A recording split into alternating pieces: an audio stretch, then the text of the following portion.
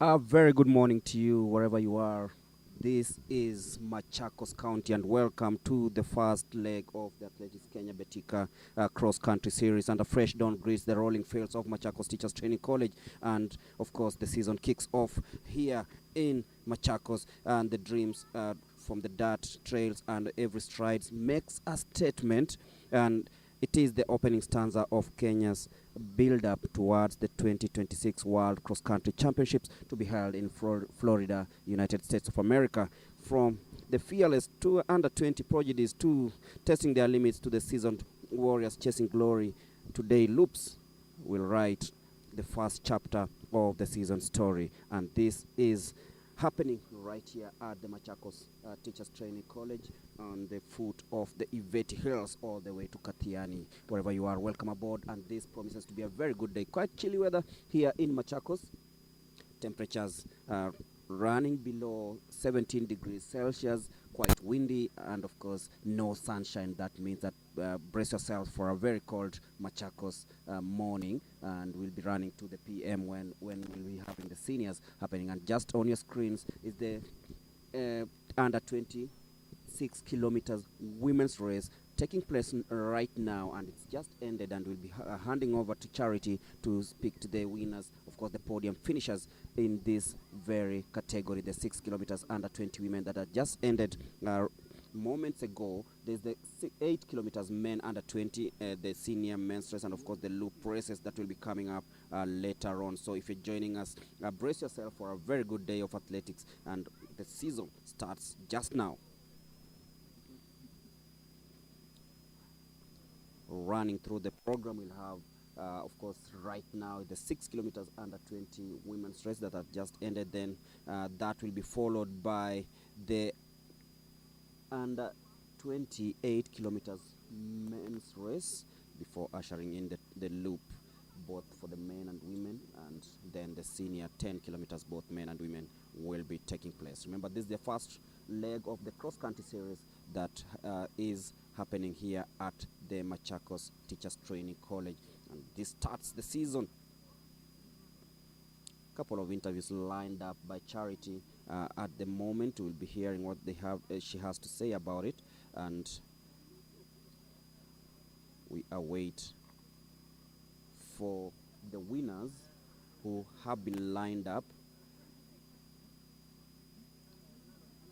And just to quote what Team Kenya coach Julius Kira said, that any athlete who wants to represent the country at the World Cross Country Championships next year must participate in at least 3 legs of this cross country series. So so many things coming up, and we just began the season here in Machakos. We'll be heading to Kalau and all other areas, so it is going to be a very busy season of athletics. Remember, the World Athletics Championships happen next month in Tokyo, but the World Cross Country Championships will happen in Florida, USA in January next year. So we are ready for the interviews. We'll be Charity is lining up the interviews. We'll be getting to know what these young athletes have to say after the stellar performances here in Machakos, things that will be happening in a bit.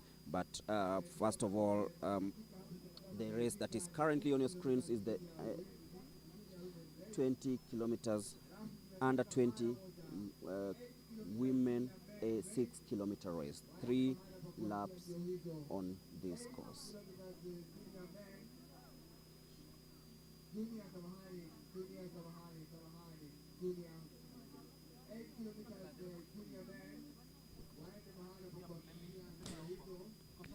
And as we await for Charity to speak to the winners, I understand it's Cynthia Chepkirui who's won the 6 kilometers under 20 women's race.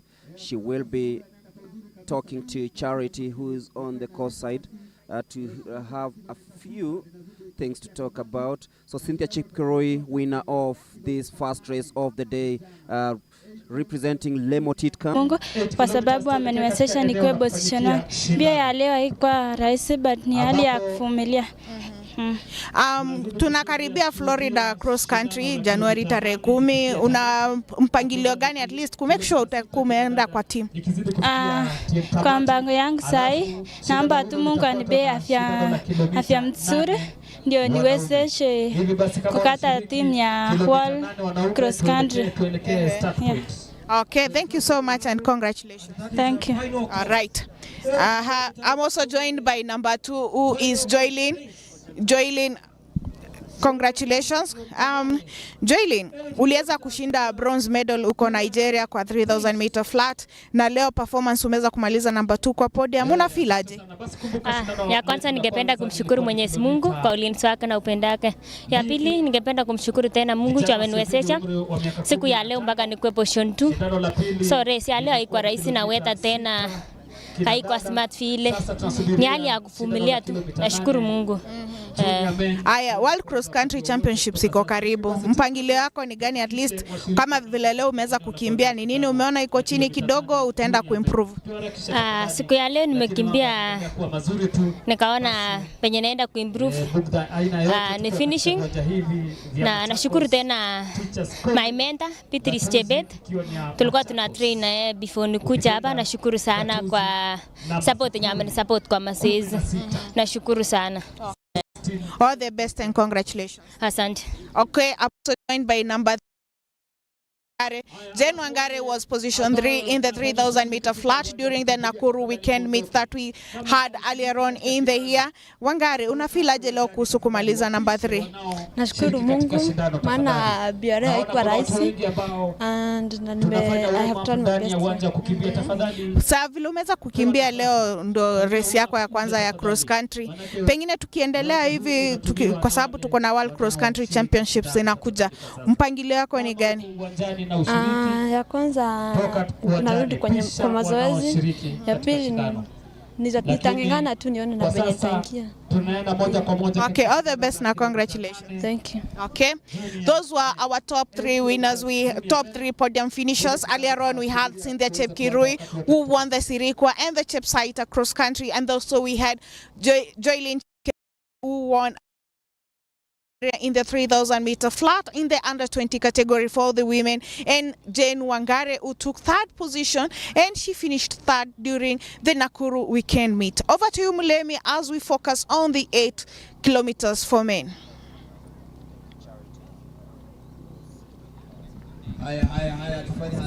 Interviews there, Joylin Chepkemoi, Cynthia Chepkiroi, and of course Jane Wangari, podium finishers in the under 20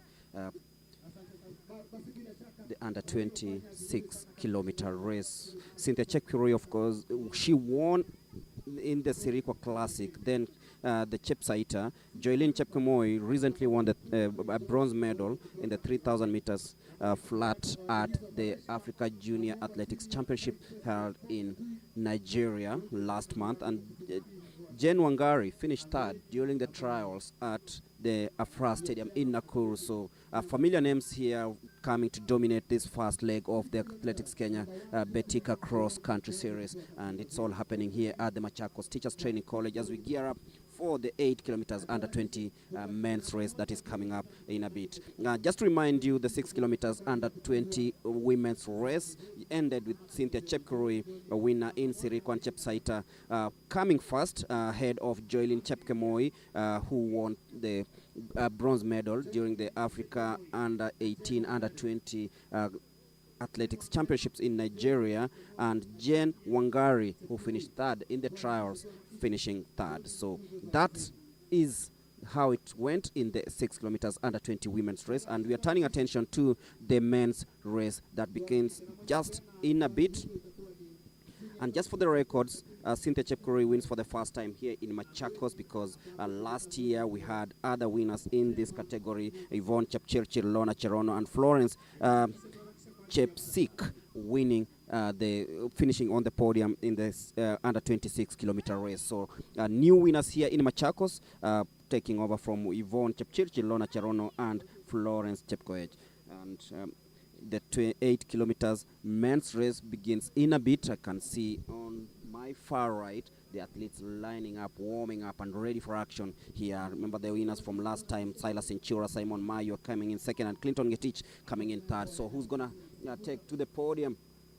We'll wait to see here. If you're running down to Machakos, remember it's chilly. Make sure you carry your jacket. It's too cold down here, but not a cold day for athletics, because this is maybe what we expect when the World Cross-Country Championships come in January 2026. But this is the start of the 8 kilometers men's race. Who's going to take over from Silas Enchura, Simon Mayo, and Clinton Getich? Are we going to have the same lineup or new finishers, podium finishers in this one?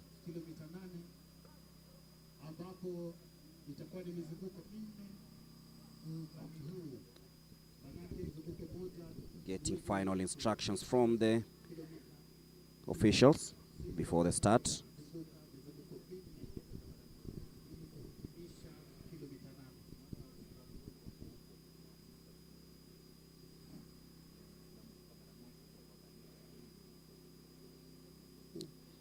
Last time we had this season beginning in October. We had the 10 leg, the All Kalau, we had the Kisses leg, and of course here in Machakos.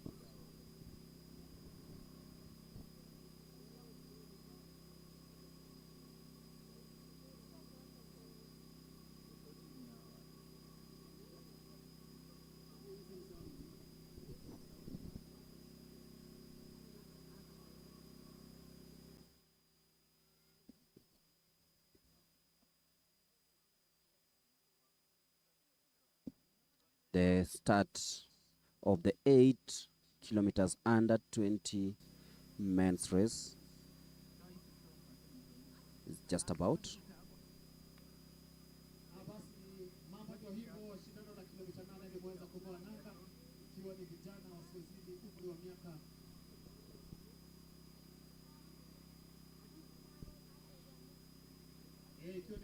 And there we go, the start of the 8 kilometers under 20 men's race. A single file.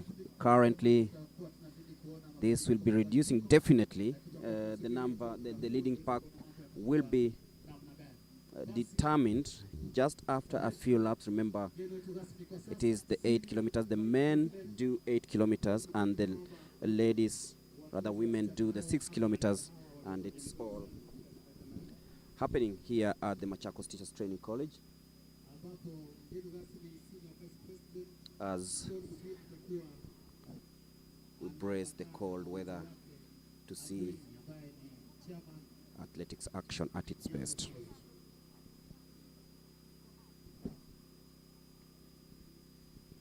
Just a reminder, Cynthia Chepkirui winning the 6 kilometers under 20 women's title ahead of Joylene Chepkemoi and Jane Wangari. Jane Wangari finished third during the national trials in the 10,000 meters in Nakuru last month before, and Cynthia Chepkirui winner during the Chepsaita cross-country series, and also winning the same during the Sirikwa Classic.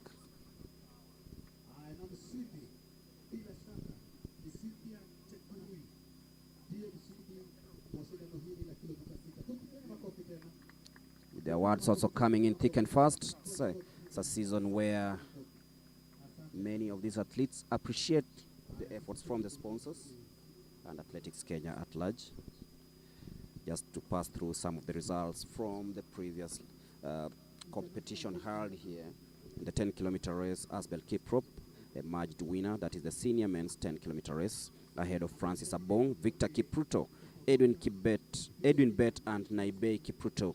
In the 10 kilometers women's race, Maureen Jepkoech finished first ahead of Christine Joki and Esther Chemtai. And in the junior category, Silas Centura emerged victorious ahead of Simon Mayua and Clinton Ngetich. Cynthia Chepkirui, Joylene Chepkemoi, and Jen Wangari have dethroned Yvonne Chepchirchir, Lorna Cherono, and Florence Cheptik.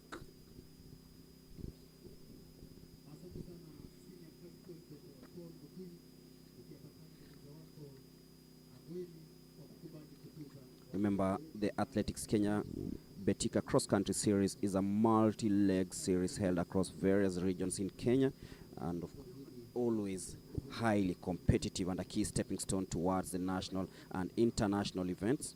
Last year we had the Machakos leg, we had the All Kalau leg, the Eldoret Sports Club held the nationals, and that will also be happening this year on October 29th when we have the national trials which come the national championship, and a team will be selected to represent the country at the World Cross Country Championships to be held in Florida. So part of the calendar reads like today we are here at the Machakos Teachers Training College for the first leg of the series, and then we'll have the county championships coming up in the next 2 weeks. That is on 23rd of August before heading to All Kalau on September the 6th for the second leg of the cross country. The regional championships will be held on September 27th with the the national championships on October 25th at the Eldoret Sports Club. But right now it's time to know who's gonna who's gonna carry the day in this 8 kilometers men race, the under 20 category that is happening at this finish, one lap on this loop.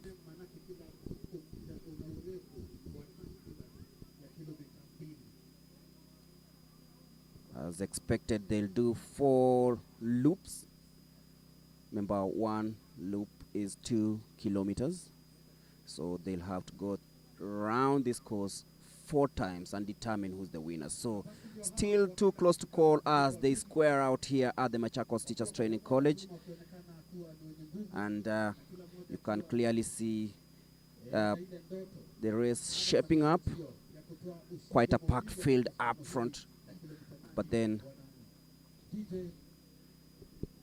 some athletes falling way back.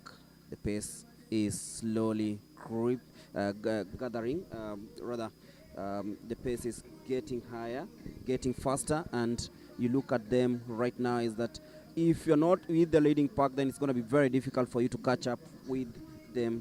And as usual, those well prepared will be yearning for victory here. Push and shove, but all happening here.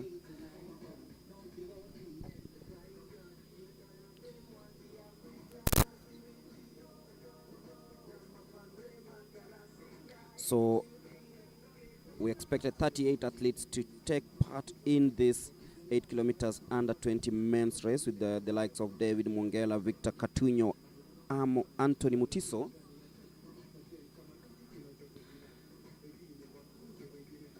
We'll also have the 10-kilometer senior women's race that has attracted close to 57 athletes. The men's senior race has attracted 147, actually 186 for the senior men's race. For the 2-kilometer loop women race, we'll have 16 participants. Faith Mukonyo, Caroline Mwende, Doreen Waka, the national champion over the 100 meters, Anastasia Selayan, Dorothy Ndunge, Dorcas Jeptekeny, Karen Jepchumba, Faith Nduku, just some of the athletes that will be running in the 2-kilometer loop race. In the men's category, we'll have 48 athletes. The likes of Cosmas Kiplegat, Edward Manangoi leading the line. alongside the likes of Vincent Gwachi, Mark Ekirudi, Napeyok, Patrick Kiprono. Just some of the names to watch out here at the Machakos Teachers Training College. So if you're joining us, this is the second race of the day, the 8 kilometers under 20 men's race. We're done with the 6 kilometers under 20 women's race with Cynthia Chepkirui emerging victorious.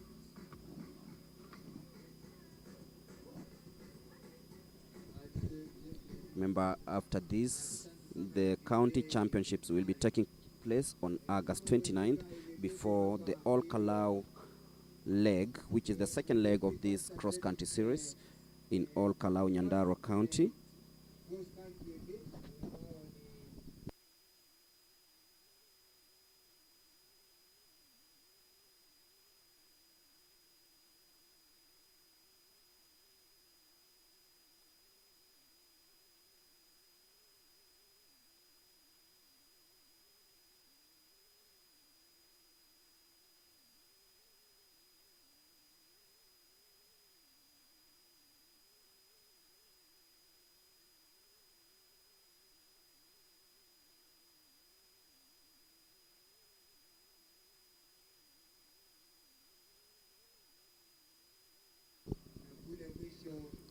Beautiful images there showing how the athletes are gliding through these dusty conditions here at the Machakos Teachers Training College,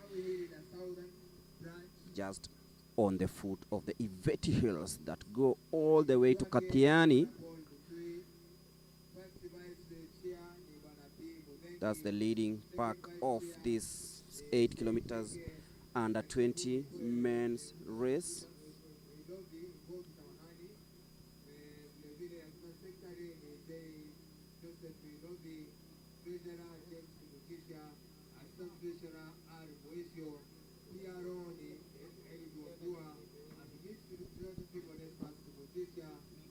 So 6 in the leading pack.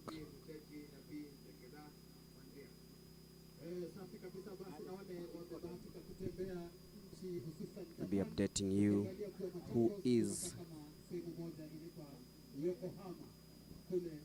actually leading.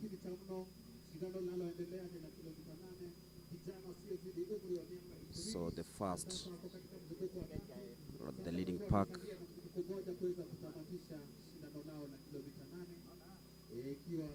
fighting all the way. The battle is now down to 5. Quite tactical at the moment. And you can feel that the adrenaline is fast creeping in, and you look at these athletes, each one of them is very, very much capable of winning this one. Festus Kimoro Kaptum now leading the pack in the 8 kilometers under 20 men's race.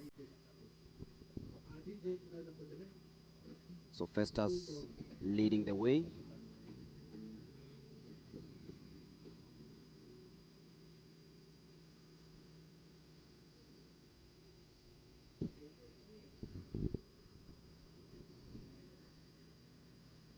It's down to 4 as they glide through the last lap of this one on this beautiful course. Dusty conditions, but still a very good place to test your limits.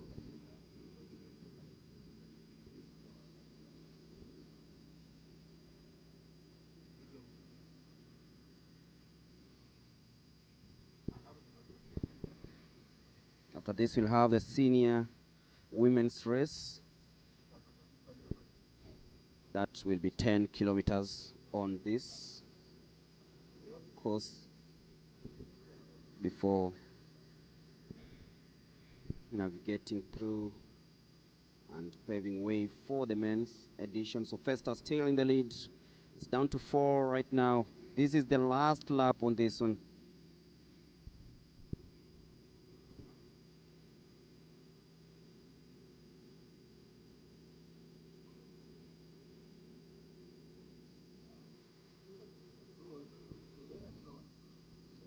Festus showing fearless front running. and he's been doing that for quite a while. As you can see right now, it's down to 6. The elastic chase is on, but it will take something special to close the gap, because the front 2 runners are really making sure that they control this race. I'm sure somewhere in between there'll be a burst of pace. The weather not really friendly for these athletes, but they'll have just to make sure that they do what they have to do to get it done.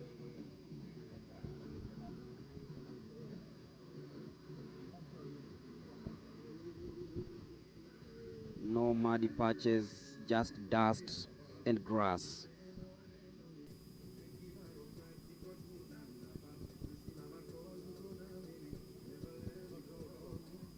Festus still dictating who is gonna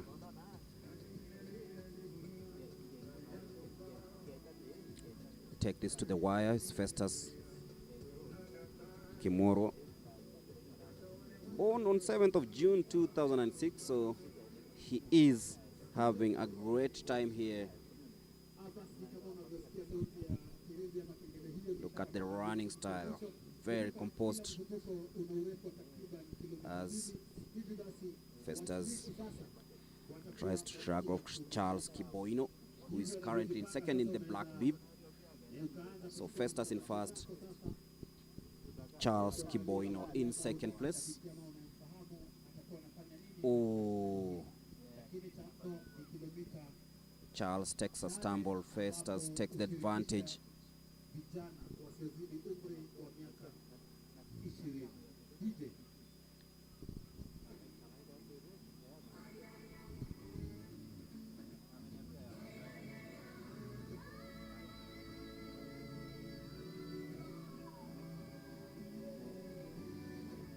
So Festus extending those strides here. Look at this young man. He looks so composed and it's so determined. And Charles, even after falling down, has actually caught up with Festus. And in third place is a man born in 2008, Kevin Kiprop Biwott, who now closes the gap between Festus and Charles.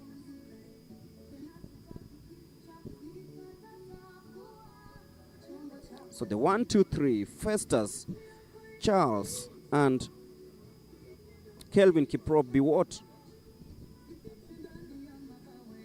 Charles representing Central Rift,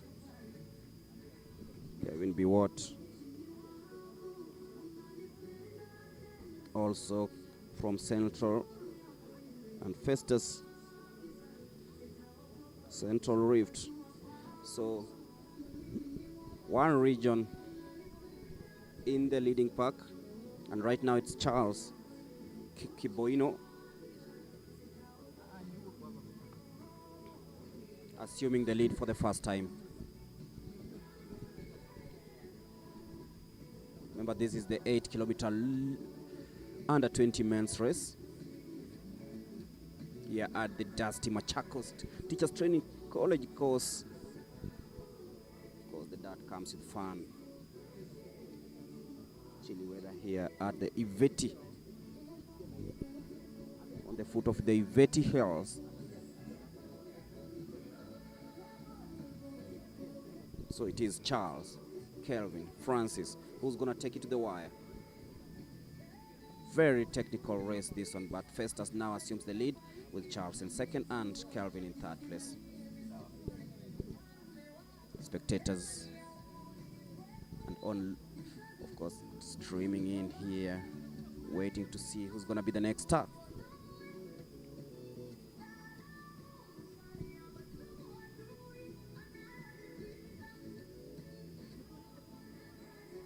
So time to catch up if you've not met your friend in a while.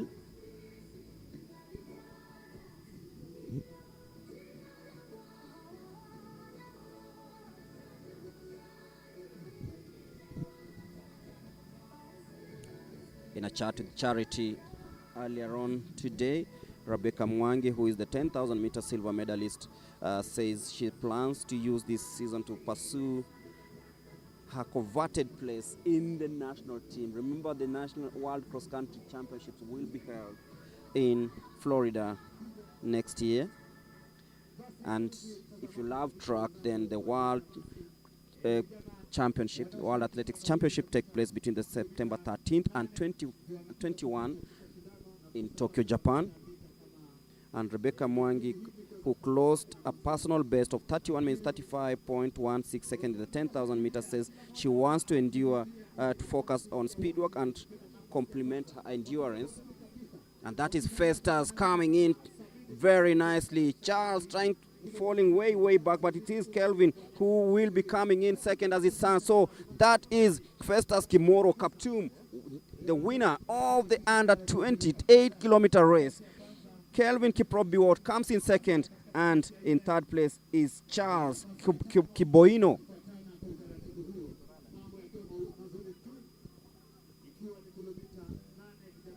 So Festus Kimoro Kaptum wins it with Nicholas coming in fourth, but Kevin Kiprop-Biwott claims silver, with Charles Kiboino winning bronze. So that signals the end of the 8 kilometers under 20 men's race, with Festus Kimoro Kaptum winning in spectacular fashion.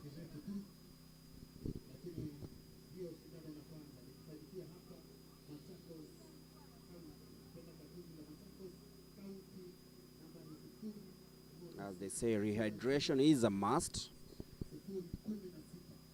and Festus is the new winner of the 8 kilometers men's race, dethroning Silas Centura, Simon Mayo, and Clinton Ngetich. So we have new winners, and Festus, of course, winning this one, and he will be speaking to Charity alongside Kelvin and Charles.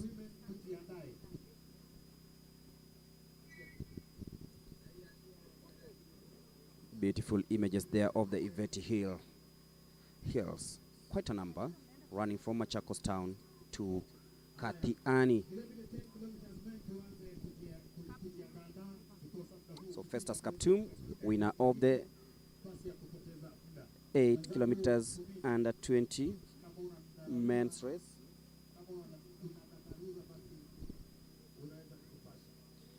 Kelvin Kiprop-Biwott coming in second, and Charles Kiboino coming in third.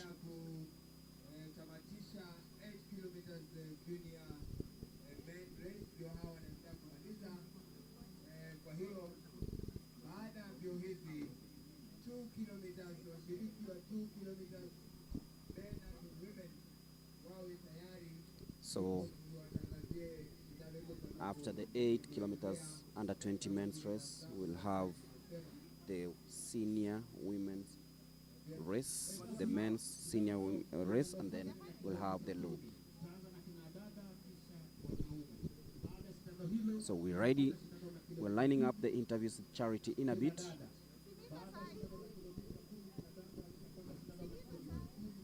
So we're lining up the interviews in a bit,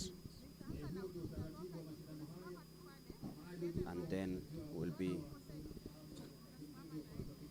heading back to action as more athletes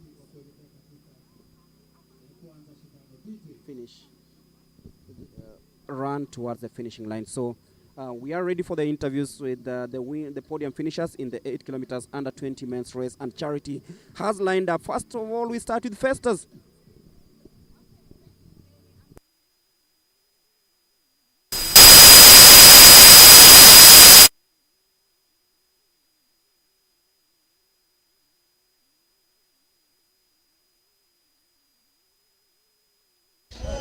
naona Mungu asante.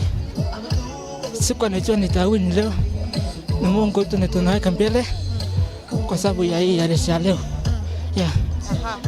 Vile leo umekimbia, ni nini pengine unaona utaenda kurekebisha kidogo vile season inaendelea, at least ukue at a better place maybe for Team Kenya kwenda World Cross Florida? Sikukuwa ya kwenda jede, ilikuwa nimetoka kiasi, so nimerudi. So nimeenda kufanya mazoezi vizuri. Sasa leo nang'ang'ana nikata World Cross ya next. Yeah. All the best and congratulations. Thank you. Okay. I'm joined by number 2, who is Ronald Kipkoech. Ronald, congratulations, umeweza kumaliza wa pili. Una feel aje kuhusu performance yako ya leo? Na feel poa juu nimepata namba 2. Nashukuru Mungu kwa vile nimekimbia hadi nikachukua namba 2. So ukirudi ni nini pengine utarudi urekebishe at least vile tunaendelea na cross country series ku ensure performance yako iko sawa? Naenda kufanya focus na mazoezi ili niweze niingie ni World Cross Country. All the best and congratulations. Thank you. Okay. I'm joined also by number 3, Kelvin Kiprop, who won Chepsaita and Sirikwa cross country. He was hoping to do a repeat here in Machakos. Kelvin, una feel aje kuhusu performance ya leo? Na feel poa. Na tukielekea kuko na World Cross Country pale itakuwa Florida, USA. Unajipanga kivipi kimazoezi after kuangalia leo vile umeperform? Najipanga poa. Niweze ni train vizuri. Alafu ni World Cross Country. Na hii season umejifunza nini mpaka kufikia hadi wa leo? Nafanya mazoezi, nafanya speed walk vizuri, ili walk poa, au waweza kuchukua nambari 3 leo. Yeah. All the best and congratulations. Thank you. Okay. Thank you so much. And those were our top 3 finishers. We had Festus Kaptum and Ronald Kipkoech taking number 2. And also we had Kelvin Kiprop, the winner for Sirikwa and Chepsaita cross country, taking the 3rd position. Over to you, Mulemi, as we continue with the next race. So new winners of the 8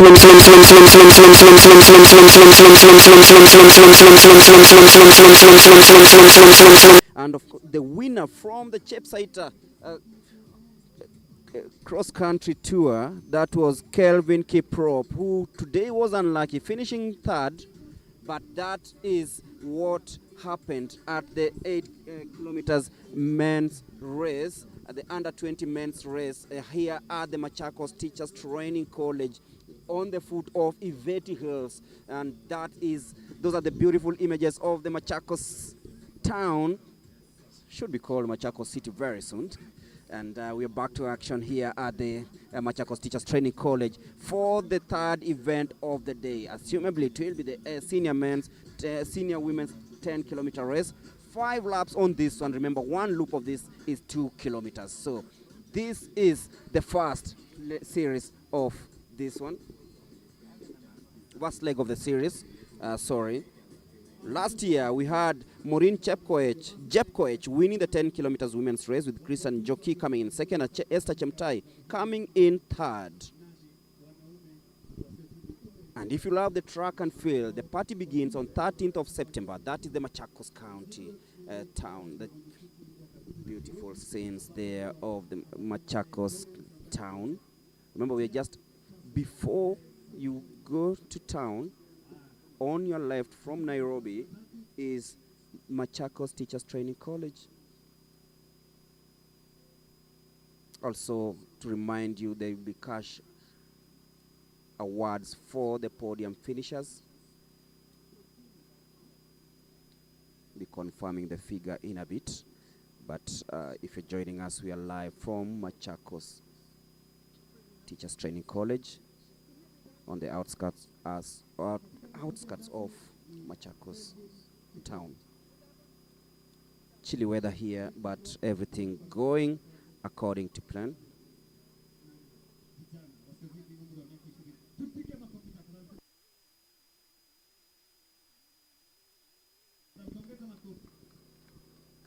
The awards courtesy of Betika, who are the official sponsors of Athletics Kenya Cross Country Series.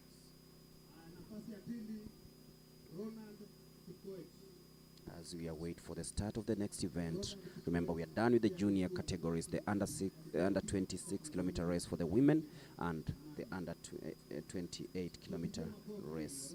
And some athletes yet to complete the 8 kilometer race. This is where I tell you that the rubber, the spikes meet the grass.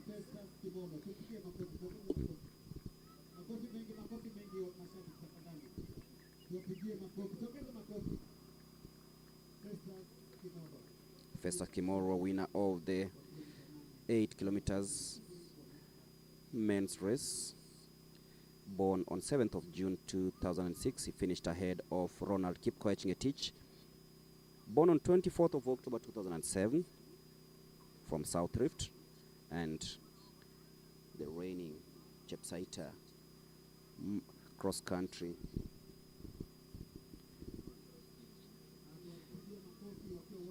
champion is Kelvin Kiprop, who came in third here in Machakos. So there they are, getting the rewards from Athletics Kenya and Betika.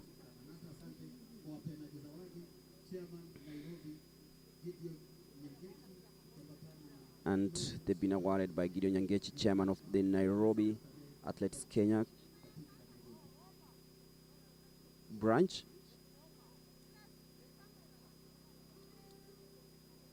So that is Robert, Kelvin, and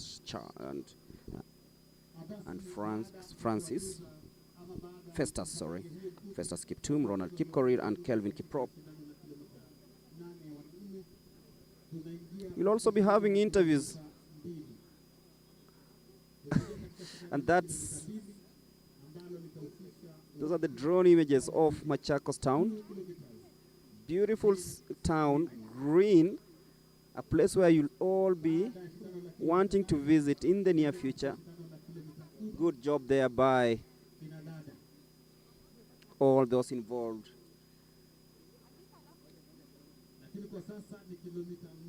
So I'm made to understand that the 2 kilometer loop race for the women will be taking place, but then Charity is with good news. Over to you, Charity.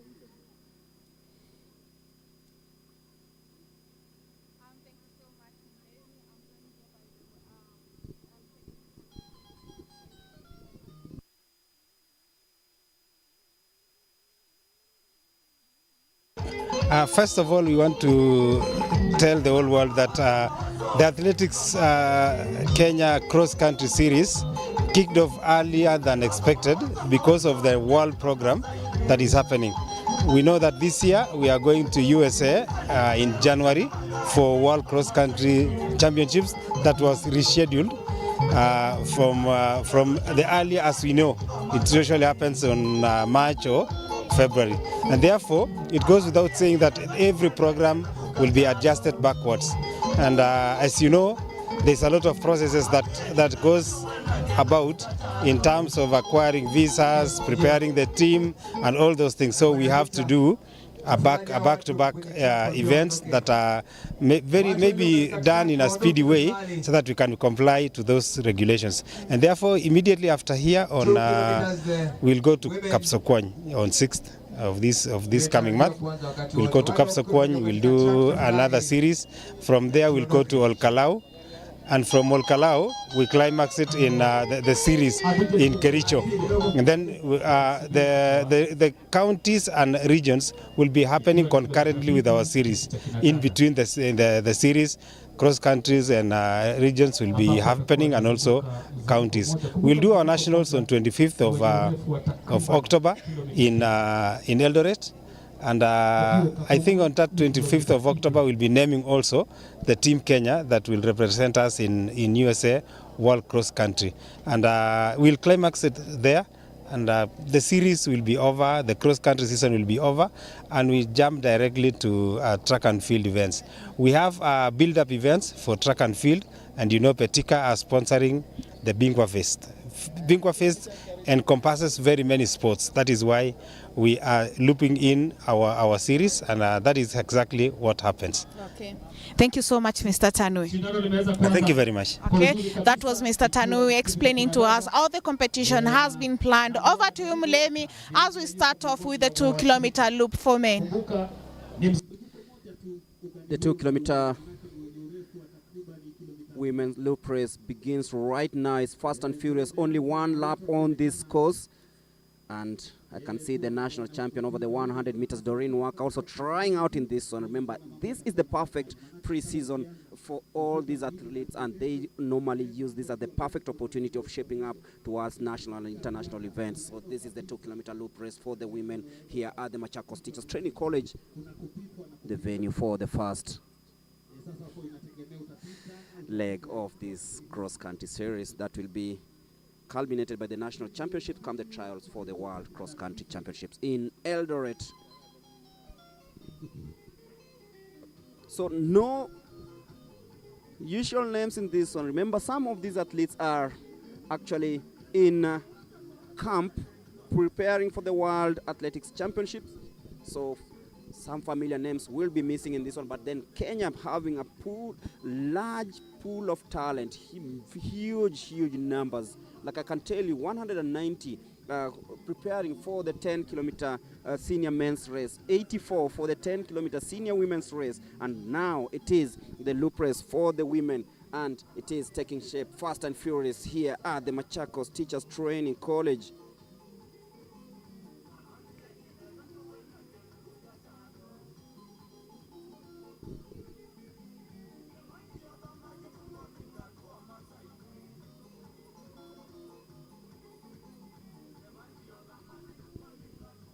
So Karen Chapngeno dictating proceedings at the moment as they go downhill. The men also coming up in a bit. So Caroline Mwendea and Karen Chapngeno, that is Karen Chapngeno leading the race, the 25-year-old from South Rift.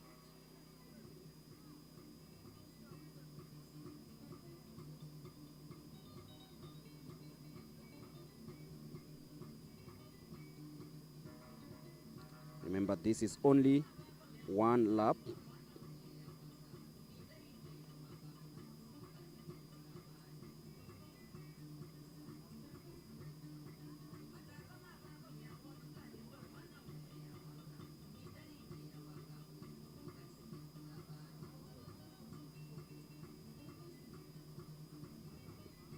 Karen Chapngeno pulling those strides.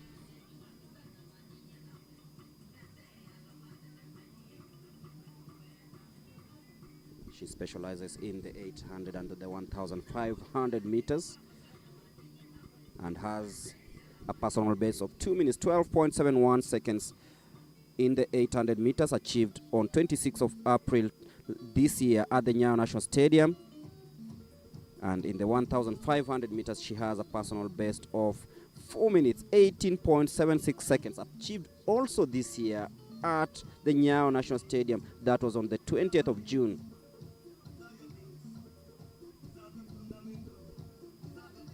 The 25-year-old has been tipped to take to rule the world in the 800 meters before. We're yet to see that materialize, but has put on solid performances both on track and cross country, and she's now showing it here at the Machakos Teachers Training College in this 2-kilometer loop race. She's extending a lead. You can see 4, 5, 6 meters ahead of her closest challenger.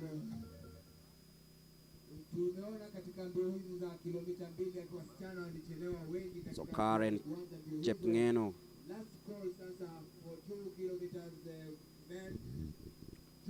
she knows that she has this as she runs uphill. Very confident.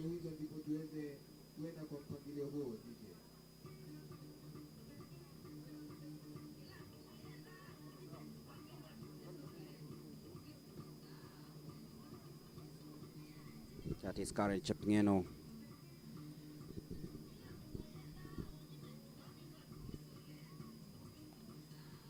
She won the women's 5,000 meters title in Nakuru in April in a time of 15 minutes, 28.6 seconds. And in June, she made a return to the international competition at the FBK World Continental Tour in Hengelo, Netherlands. And she competed in the 3,000 meters steeplechase. But right now, she knows she has the chance of winning this 2-kilometer loop race as she comes home to win Downtown. Your winner, Karen Chepngeno.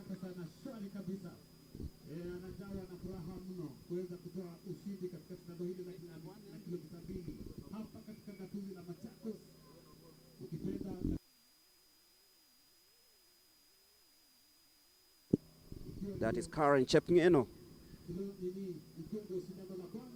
who's just won the 2-kilometer loop race. She's just added yet another crown to her beautiful and sterling career. These are places where she looks for form before she earns that global ranking that is yet to come.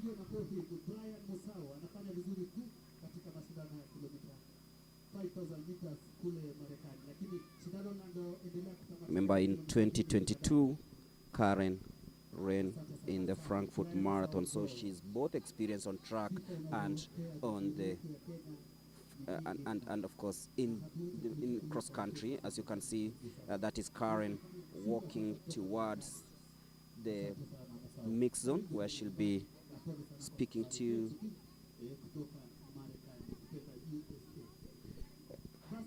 Charity Wanja. Put on a dominant show.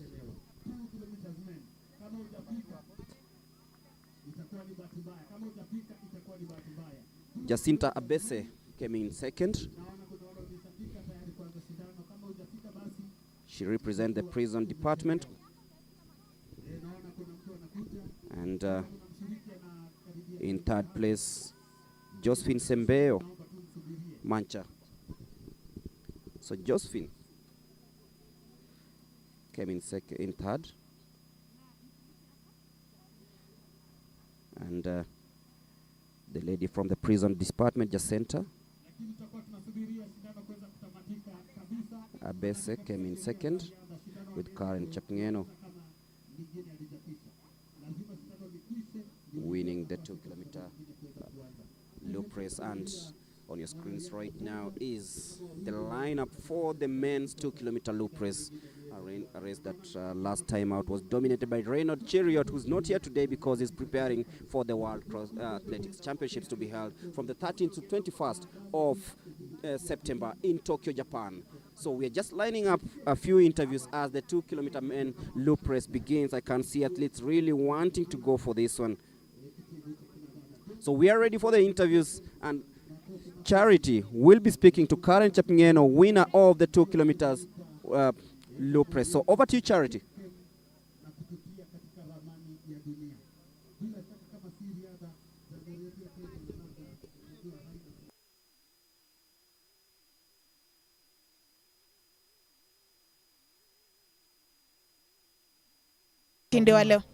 Nafurahia, it has been my vision that one time I'll be the winner of any event. Last year I participated in cross country 10K, and in track I participated in 800 and 15, and I perfected my 800.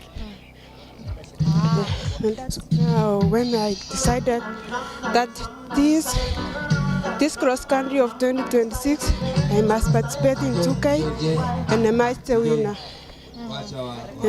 And now it's my happiness that I became the winner of this cross country 2K.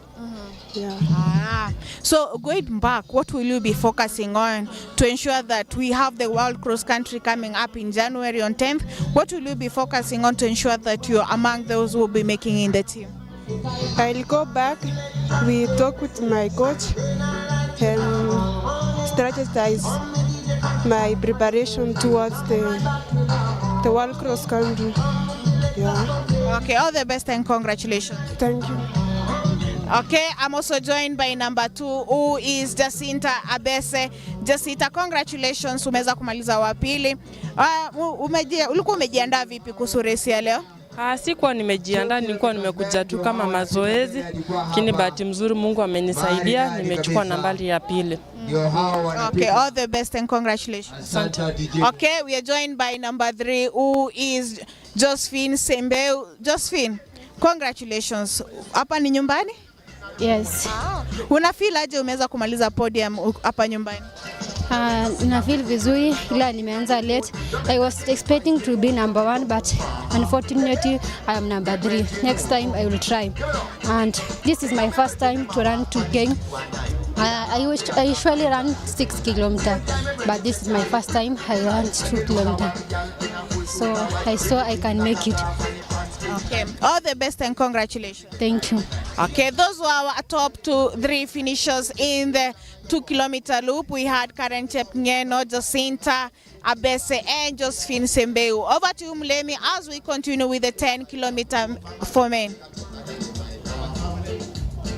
Thank you very much, Charity. It is the men's time to see who will be the new winner of this 2-kilometer loop men's race, and it's all happening here in Machakos. This is the 3rd event of the day. Remember, we've had the 6 kilometers under 20 women, there's 8 kilometers under 20 men, and the 2-kilometer loop women's race that just ended with Karen Chepngeno finishing ahead of Jacinta and Josephine in that order. So those are the men battling out for the 2-kilometer loop race. It's only one lap, fast and furious, no second chances. So this gonna be working towards some of these names, as great names have also come out of this one. Let's wait to see who reigns supreme in this one as they glide through this course here at the Machakos Teachers Training College. They're being urged on by their coaches, kindly make it faster, post faster times. It's just a pre-season, though we know it's been a very busy year for athletes. Competing from actually October up to this moment, no breaks, nothing.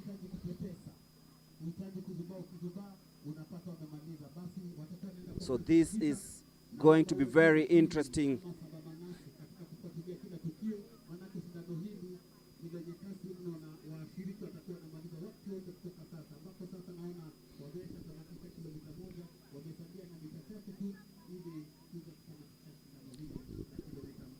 The 2-kilometer race.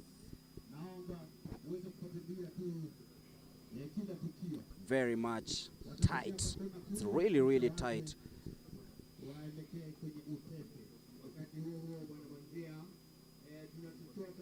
And those are the podium finishers in the 2-kilometer loop race. That is Karen Chepngeno, Jacinta, and Josephine in that order. So Karen in the middle, sandwiched by Josephine and Jacinta.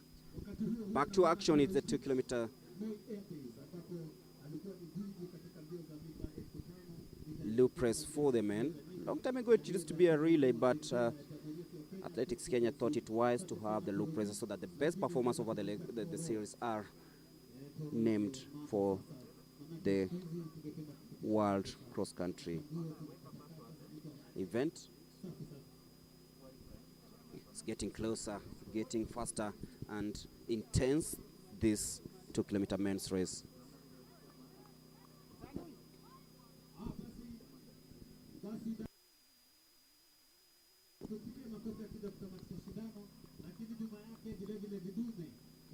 So there we go.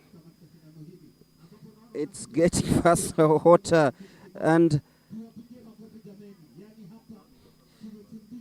it is David Toroitich who is trying so hard to stay away from the rest to win this one.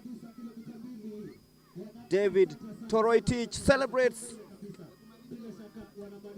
to clinch victory in this 2-kilometer loop race.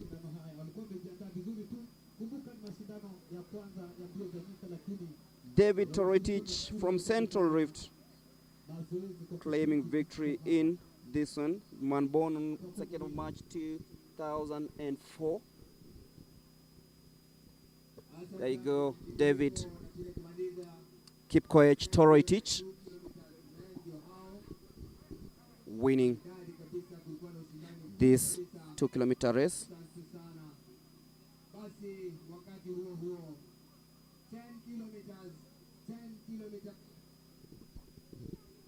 David Toroitich is the winner of this 2-kilometer men's race.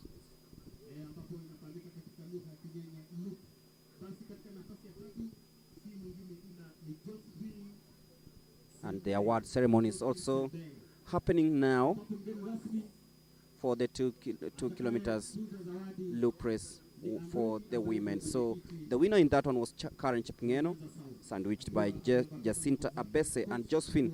That is Josephine Sembeyo, 5,000 shillings after that great last lap, and that is Jacinta Abese.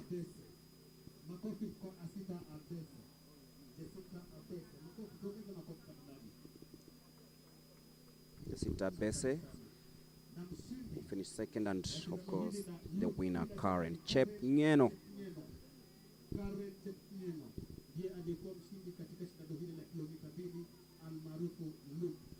Karen Chepngeno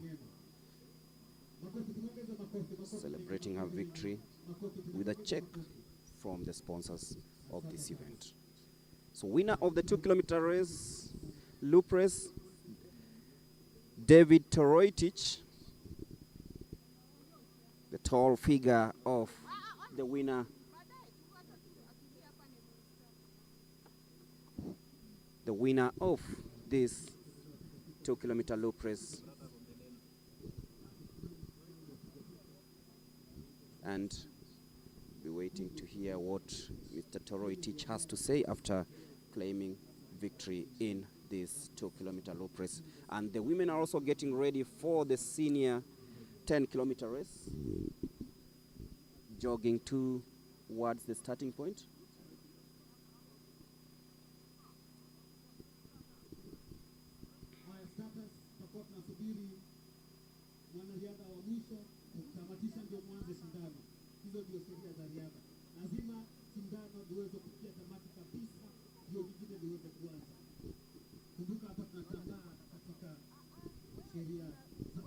So we wait for the start of the 10-kilometer senior women's race, and also lining up interviews for the winners, rather the podium finishers in the 2-kilometer loop race. And Charity, of course, will be lining up the interviews in a bit. You can see Charity, she's ready to speak to the winner, Mr. David Toroitich. And Charity, if you're ready, take it away.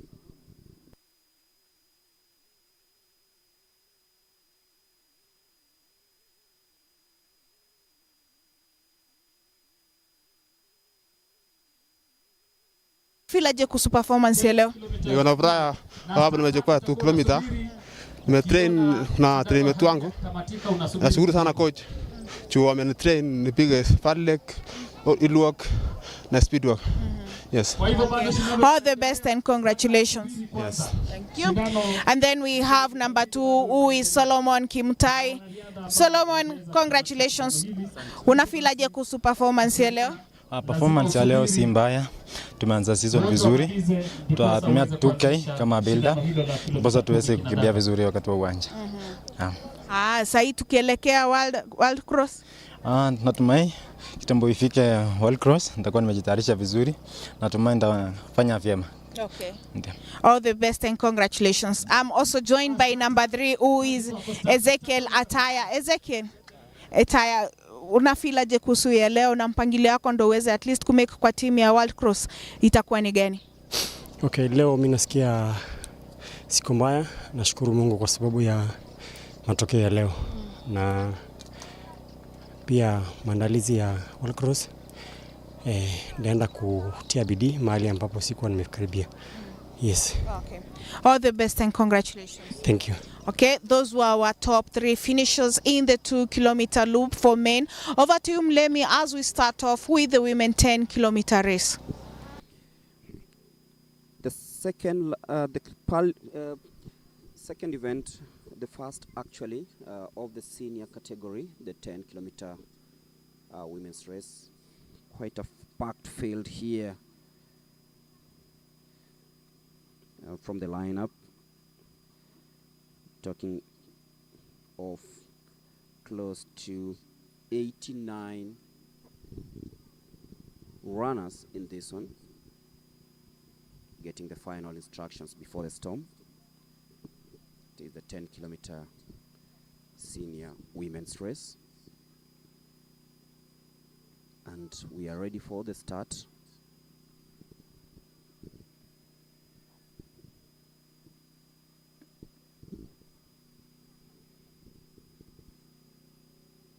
Getting the final instructions before the start of this one.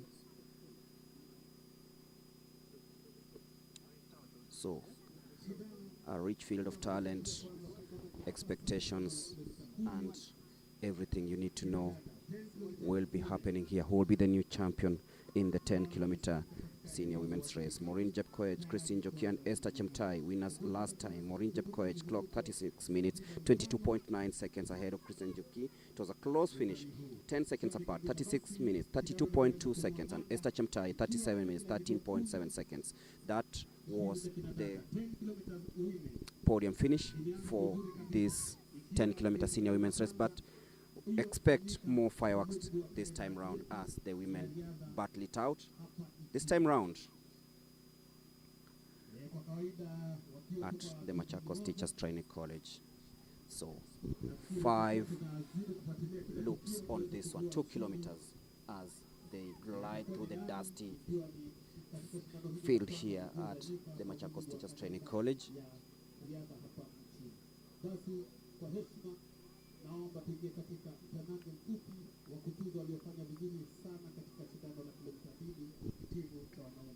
The second last event of the day. Remember, after this we'll have the senior 10 kilometers men's race.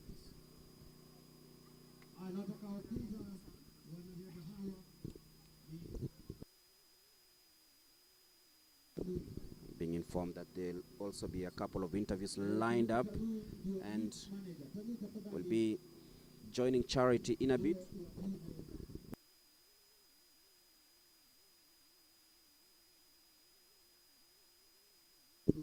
Remember, so many young athletes coming up, some of them on scholarships, and we'll be getting a few insights from what happens out there. And Charity has lined up an interview with one Brian Musao from the Oklahoma University, a student athlete who will be sharing the insights and, of course, enjoying the races here. Over to you, Charity. I know there's plenty to talk about, but let's hear from the man himself.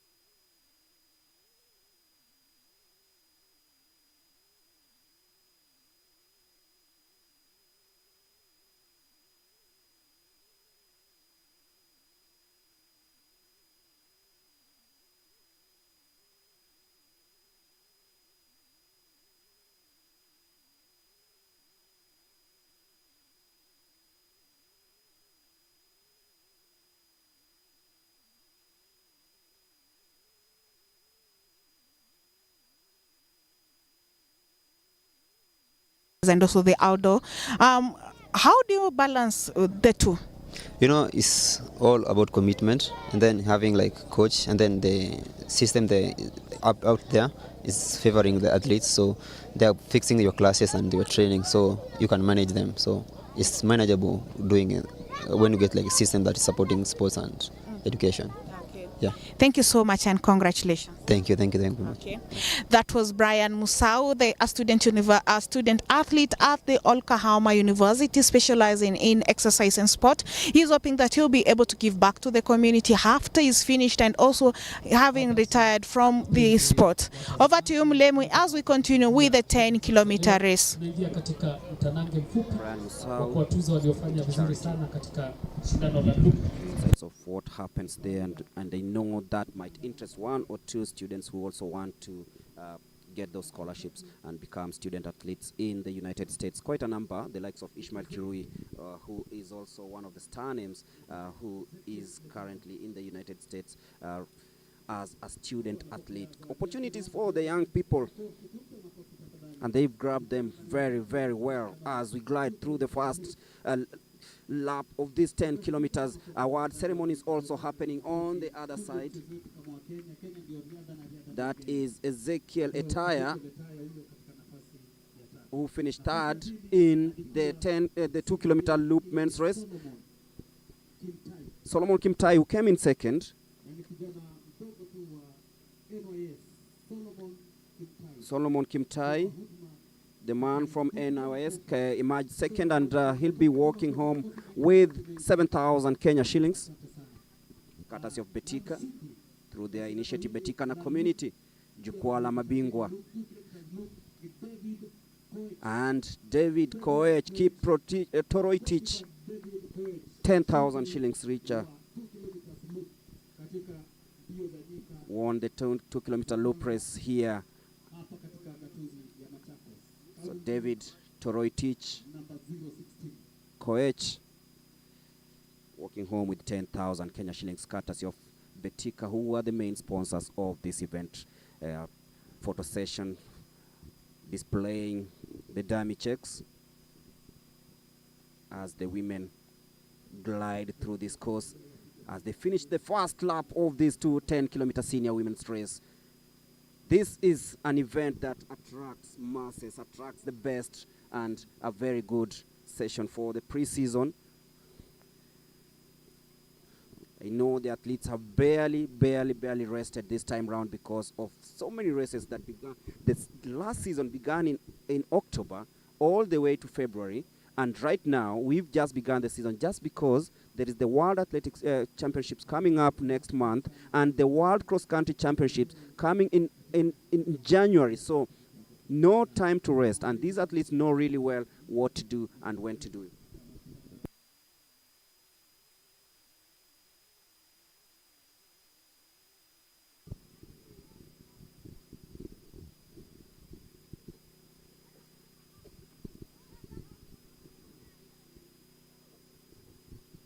As they go downhill on this course, which has been perfectly manicured, especially for this event.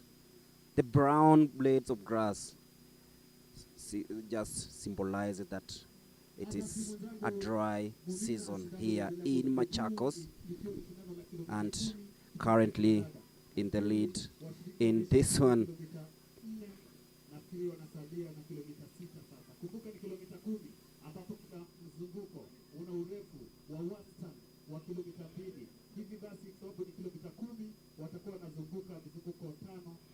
So there'll be 5 laps of this one.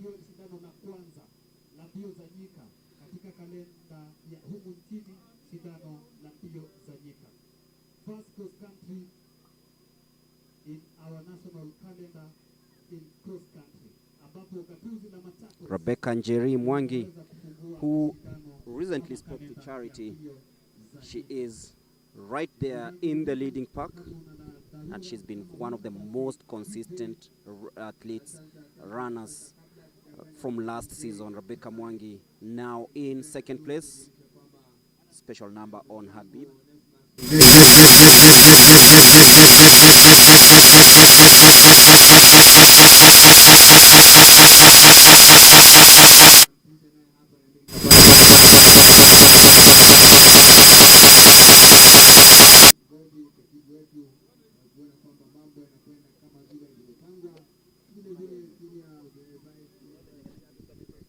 So Rebecca Mwangi hopes that this will be her perfect opportunity to actually get into the conversation once again. She's now in 4th place. Everything starts to take shape. It is this around 6.5 laps to go in this one. Last year we had Maureen Jepkoech winning ahead of Christine Njoki and Esther Chemtai. Will we have the same happening, or it will be a completely new lineup?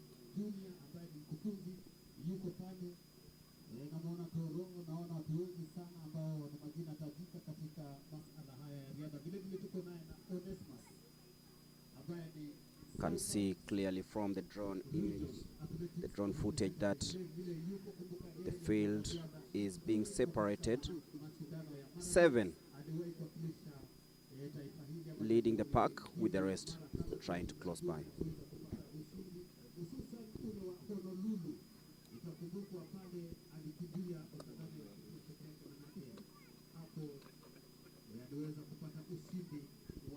For the record, the 46th edition of the World Cross Country Championship will take place on January 10th next year. That's 2026 at the Tallahassee, Florida, the Appalachia Regional Park.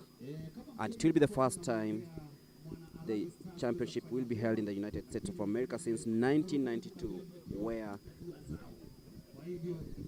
with Boston hosting at that time.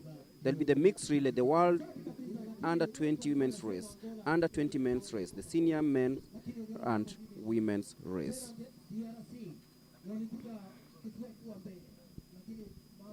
Rebecca Mwangi in 2nd place.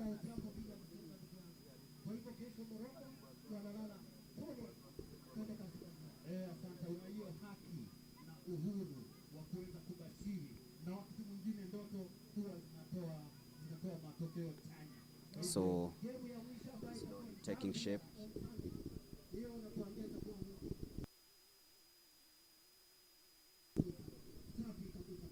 So Rebecca Mwangi in 2nd place. Maureen Jepkoech, who actually won this series here in Machakos. She's leading. She knows this course. Rebecca Mwangi, the national champion in the cross country, is in 2nd place. This is going to be very interesting. So Maureen, will she be defending her checker? She checks over her shoulder to see where Rebecca Mwangi is. Rebecca Mwangi, remember, is the national champion, and this is going to be very, very interesting. It's Prison versus KDF.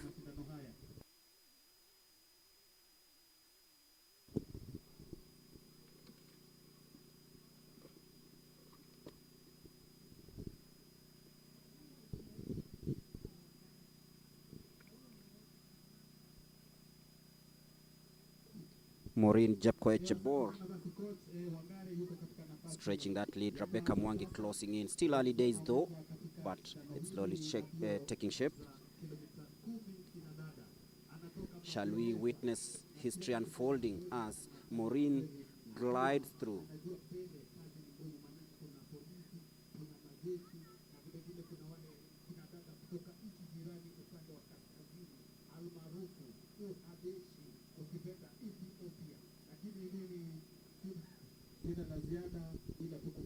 The Machakos Teachers Training College, where Maureen Jepkoech will be aiming to defend her title. Last time out, she won in a time of 36 minutes, 22.9 seconds, and she's well on course to that because she's stretching her lead. And Rebecca Mwangi, the national champion, trying to so hard to ensure that she closes by. But then look at the form in which Maureen Jepkoech is in. She knows this course. She won here last time out in October last year. She knows she's very much capable of pulling an upset here. The defending champion falling way back, but let's wait and see. Will it be Maureen Jepkoech yet again, or will it be Rebecca Mwangi, the national champion in the cross country, winning this 10-kilometer senior women's race?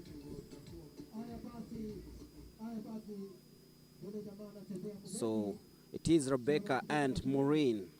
Still a close one, but Maureen looks to be in great shape. You can feel that she has this in her nerves and she's pulling away. Rebecca Mwangi will have to work really hard to see if she can actually close that gap and maybe contest and become the first woman to win this 10-kilometer race in this brand new season. So it is Maureen Jepkoech currently stretching those strides. Rebecca Mwangi in second place currently.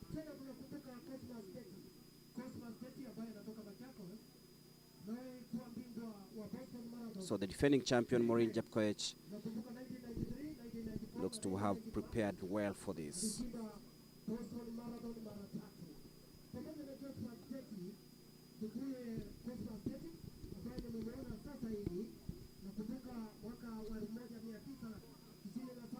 The men will also be coming through, but Maureen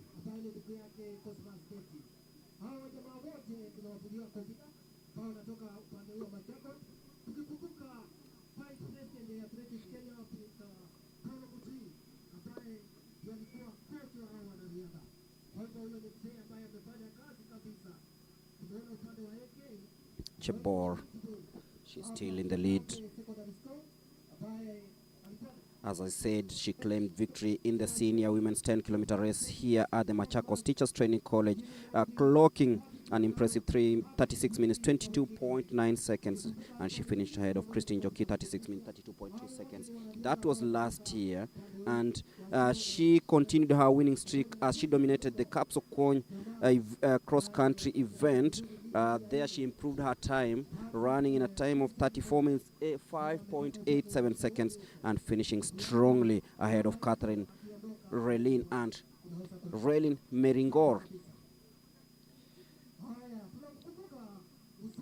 She's such a good and talented athlete. You can see how she's running, really confident. She knows she's able to dominate this, and she started her season just as she wanted. Rebecca Mwangi quite back. Maureen has also won the Elgeyo Marakwet Cross Country Championship at the Iten Sports Ground, so she knows exactly how to glide through this one. And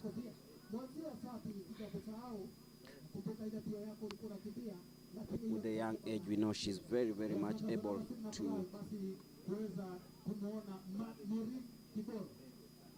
continue with this winning streak.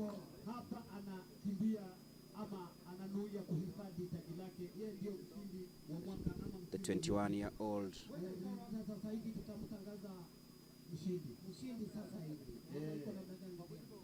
very confident. You can feel that she was well prepared for this.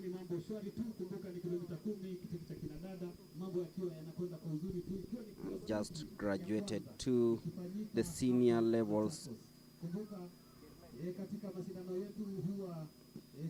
And look at our recent victories in Machakos, Caps of Konya, and the 10 cross-country events, and has a very unique way of running a strategy, tactical pacing with strong finishing kicks, and she knows she's got all those strengths and very much able to conquer the world.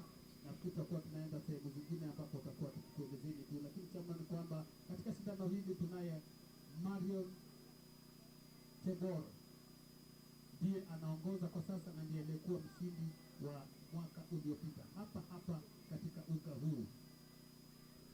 So that is Maureen Chebor, Jep Korir.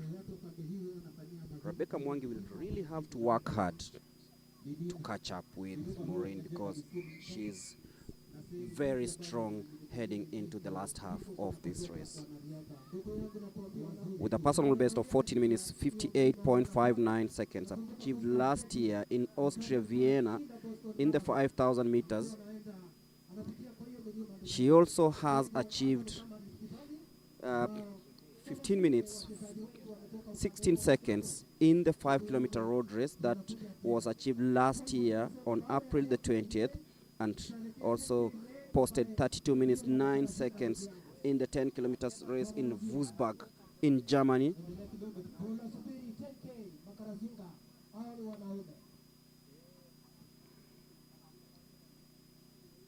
Maureen, a versatile talent, both on track and on the road.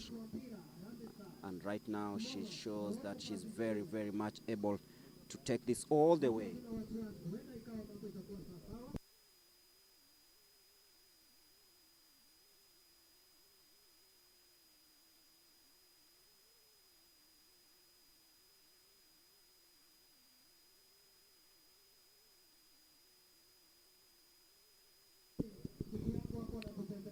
So Maureen Jepkoech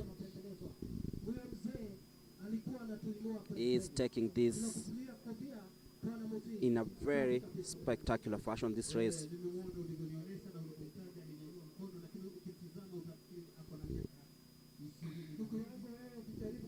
The 21-year-old has stretched the field, and it will be very hard to say that she's gonna be, it will be difficult to say that she's gonna be beaten in this one.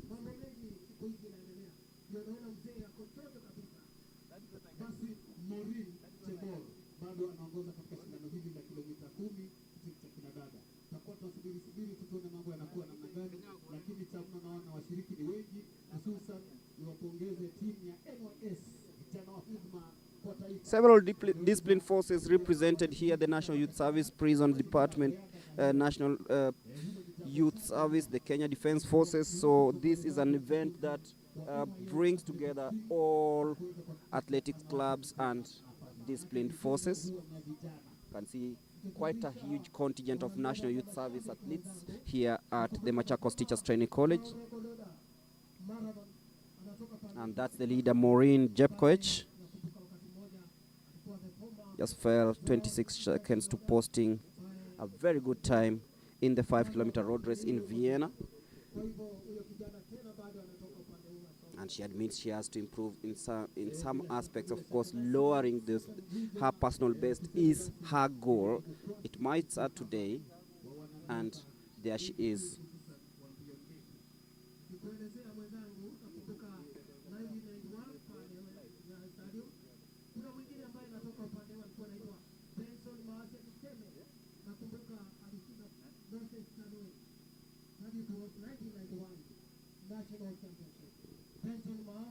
It's getting warmer here at the Machakos Teachers Training College.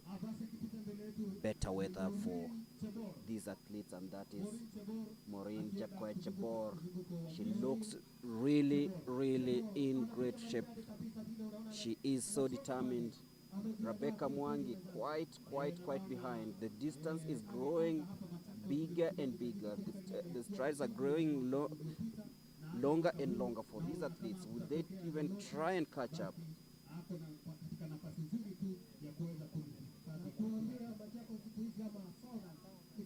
So Rebecca Mwangi in second place.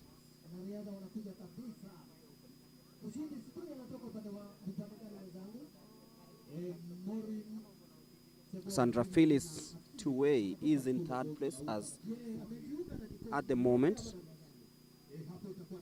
So the battle for second and third is between Sandra Phyllis and Rebecca Mwangi.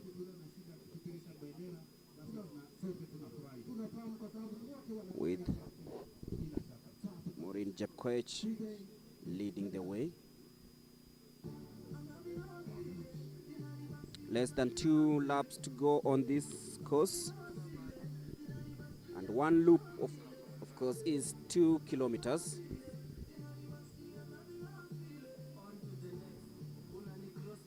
That is Maureen,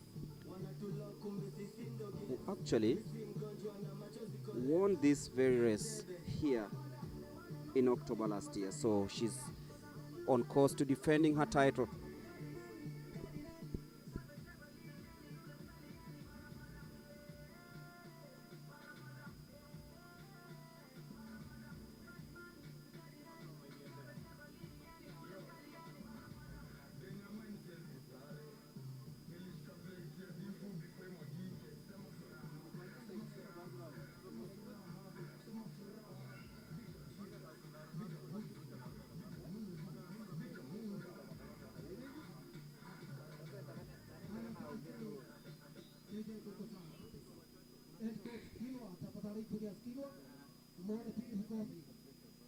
So that is Jacqueline Maureen Chebor-Jepkoech, who is on course to retaining her title here at the Machakos Teachers Training College. So if you're joining us, it's the 10 kilometers senior women's race, the penultimate event of the day. Remember, the season starts now here in Machakos before heading to the county championships on August 29th. On September 6th, we'll have the All Kalau leg, which will be the second leg of this cross-country series before the regionals and the national championships in October. You can see the men warming up for the last event of the day, that is the 10-kilometer senior men's race. But this is a show, a Maureen show.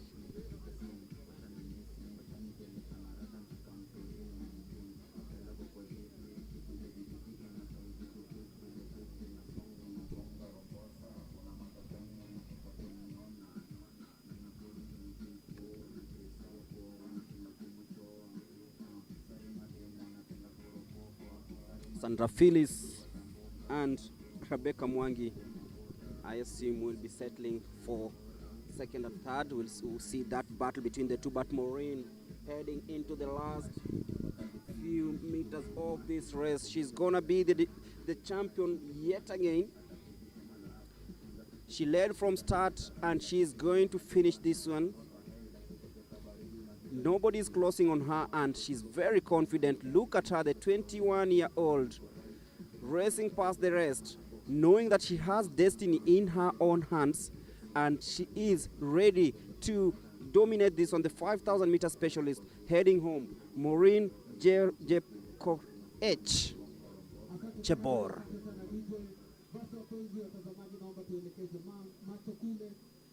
She is being cheered on by the spectators here at the Machakos Teachers Training College. And there she goes. Look at how confident she looks. Maureen Chebor-Jepkoech. She is being given a standing ovation by everyone here at the Machakos Teachers Training College as she goes on and on and on. She's gonna defend her title right here at the Machakos Teachers Training College. A spectacular performance from a spectacular athlete, a talented athlete who's been the first athlete to defend her title. Did it in October, does it in August here at the Machakos Teachers Training College.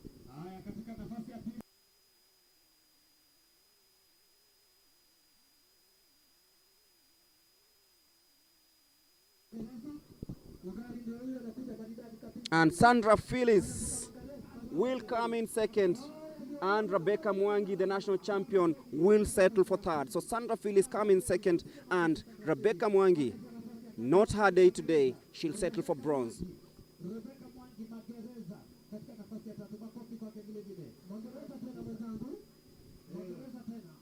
So Maureen Jepkoech, Sandra Phyllis Chebet, and Rebecca Mwangi in 1, 2, 3 in that format. And there she is. We'll be waiting to hear what she has to say. The defending champion of the 10-kilometer senior men's race. She did it here last year in October. She has done it again. I'm talking about Maureen Jepkoech. Sandra Phyllis settling for second, and Rebecca Mwangi, the national champion, coming in third. I'm sure Rebecca Mwangi will have a few words to say about her performance today, but then it is Maureen Jepkoech's day. She's seated just besides me, Sandra Phyllis, who finished second. She'll also have a few words to talk about her performance today, and we'll have Rebecca Mwangi, the national champion, also coming in and speaking about everything. So as we await for them to cool down a little bit and have a few words talking about their performances, it's been a very, very, very spectacular performance, and we can see all of them having a very, very nice time. Of course, it's about having that exchange of words after this, and we'll be speaking to Maureen, Sandra, Phyllis, and Rebecca in a bit. Charity is lining up the interviews, and we are getting ready. So let's wait and see what happens in the next race. That is the 10-kilometer men's race that will be happening just after this one. It's the last event of the day on this first day, of course, of the cross-country series. And Charity has lined up interviews, and she's with the champion, the reigning champion, the defending champion. She's won it back-to-back.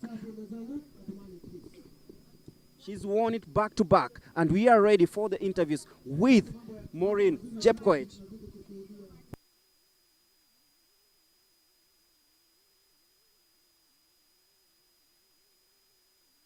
Sasa kudefend unafeel aje? Kwa kweli nashukuru Mungu kwa kunipea afya njema. Hii preparation ya Machakos nimejiprepare.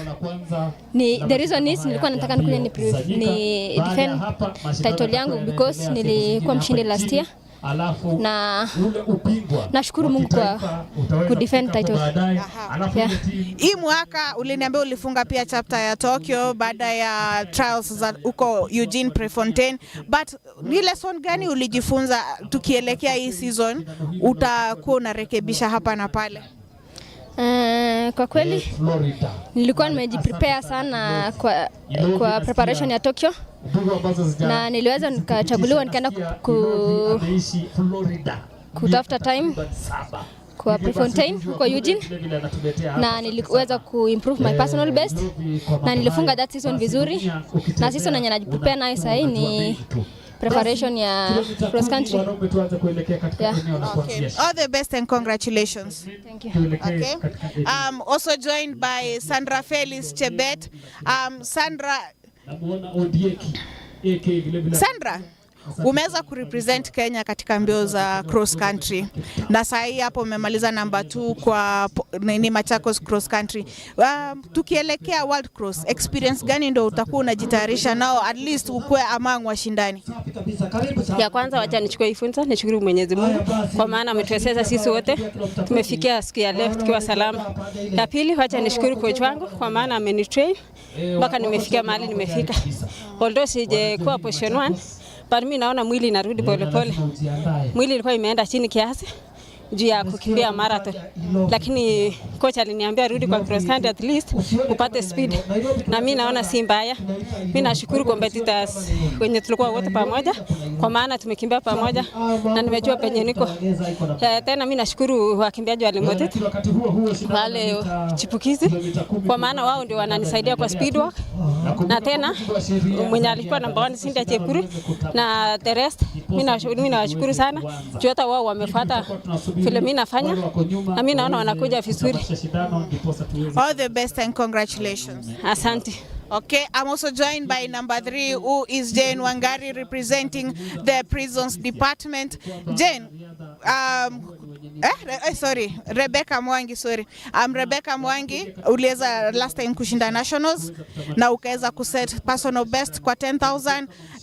Nini hasa umejifunza hii season ndio unajitayarisha katika hii tumeanzia hapa cross country? Kwanza nashukuru Mwenyezi Mungu kwa siku ya leo.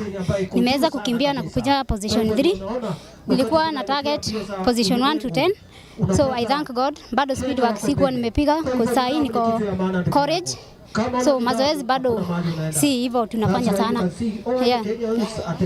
Sasa natajarisha kwenda kukimbia, kutrain vizuri, nitafuta speed work ndio niweze kuingia Kenya team ya World Cross Country. Yes. All the best and congratulations. Thank you. Okay. Those were our top finishers in the 10-kilometer race. Earlier on, we had Maureen Chebor. She said that she'll be coming to defend her title, and she managed to defend it. And then we had Sandra Felix saying that she had gone down a bit, either speed work because she was preparing for marathon, but she's now Rebecca Mwangi, saying that she was preparing herself to make for the team for the Tokyo, but now the chapter is closed. Now she has to look forward to making it for Team Kenya for the World Cross Country. She'll be working on her speed because she said that she already has the endurance. Over to you, Mulemi, as we start with the final event, which is the 10-kilometer race for the men. The lineup for the 10-kilometer senior men's race is up, but we have to wait for the rest of the athletes to finish the senior women's race, the 10-kilometer race. Remember, the 10-kilometer men's race is the last event of the day. Last time won by Asbel Kiprop in a time of 32 minutes 11.2 seconds, with Francis Abong coming in second, 32 minutes 14.7 seconds. Victor Kipruto coming third, 32 minutes 17.1 seconds, with Edwin Bett claiming fourth place in 32 minutes 32.6 seconds. Naibei Kipruto came in fifth, 32 minutes 42.4 seconds. Maureen Jepkoech, crowned champion, crowned winner of the 10-kilometer senior women's race for the second time, defending her title here at the Machakos Teachers Training College. So she was followed by Sandra Phyllis and the national champion Rebecca Mwangi. So the women are done for today. The men will cap up the day.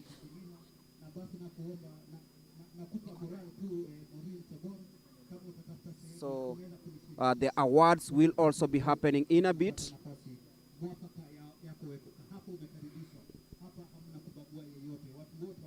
Everybody waiting to see who will reign supreme in the men's race. We had the under 20 6-kilometer race in the morning, and then we had the 8 kilometers men's race. We had the loop races, both men and women, 2 kilometers, and the senior women's race, the 10-kilometer senior women's race. That was happening, and right now we are getting ready for the 10-kilometer race, as we also await for the award ceremonies to take place right now. Some athletes still competing in the 10-kilometer senior women's race. Remember, it's very grueling, 5 laps on this one. Remember, one loop is 2 kilometers, so they have to make sure that they do all that so that they can actually be ranked.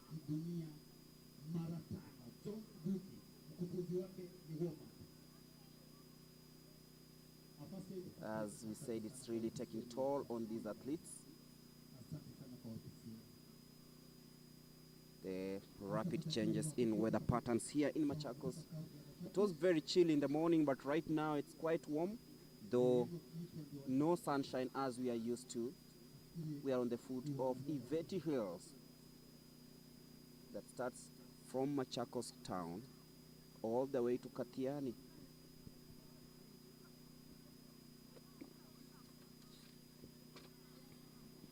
On 23rd of August, we'll have the county championships, and 6th of August, we'll head to Nyandarua for the second leg of this cross-country series in Ol Kalau. On 27th of August, we'll have the regional or affiliate championships, and the national championships come. The trials for the World Cross-Country Championships will be happening on October 25th at the Eldoret Sports Club.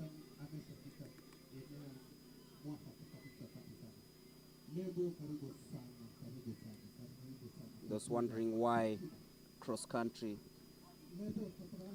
many athletes, as Coach Julius Kirwa, Team Kenya coach, said, it ignites the athletes' season, helps the athletes sharpen their form for both national and international events.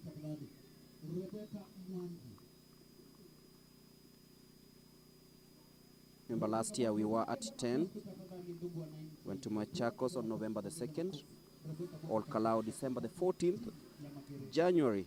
It was all about the Matokeland in Kisii. Those are the winners of the 10-kilometer senior women's race. That is Rebecca Mwangi, who claimed a 3rd place and walks home with 15,000 Kenya shillings, courtesy of Betika. And Sandra Phyllis Chebet, who came in second. 40,000 Kenya shillings, courtesy of Betika, with the jukwaa la mabingwa. And their winner, Maureen Jepkoech Chebor, 50,000 Kenya shillings.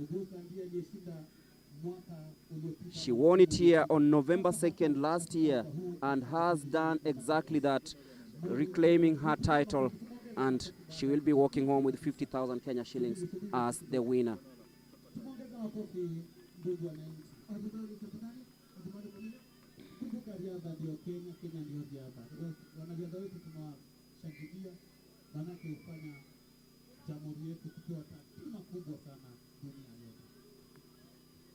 So Rebecca Mwangi, 20,000 Kenya shillings. Sorry, I said 15.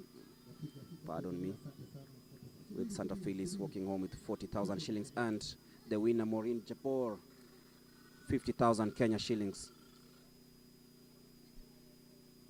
A photo session with the athletes, the podium finishers in the 10-kilometer senior women's race.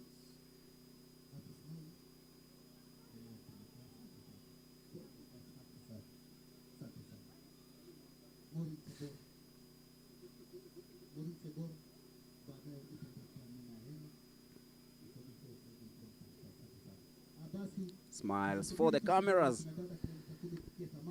Maureen Jepkoech, Rebecca Mwangi, and Sandra Phyllis Chebet, podium finishers in the 10-kilometer senior women's race. And we are just about to begin the 10-kilometer senior men's race, the last event of the day here at the Machakos Teachers Training College. Just a few minutes to the PM. And there we go. We're getting ready, push and shove.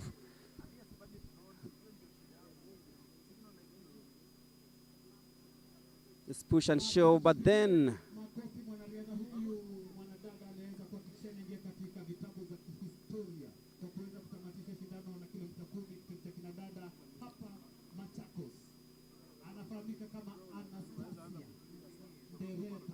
Anastasia Ndereba, sister to Catherine Ndereba, finishes the 10-kilometer women's race. Regardless of the position, she's done it. And right now, it's time for the men to run the track, run the field, and see who reigns supreme. Last year, it was Asbel Kiprop who won this series. Let's see who comes and claims victory in this one. So it is the 10-kilometer senior men's race that starts just about now.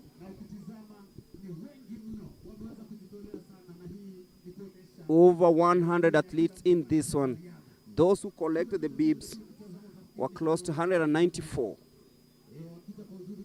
It is the last event of the day, the 10-kilometer senior men's race. And it will be all about who actually sets the best foot forward, who actually has that endurance, and who places themselves in the best positions.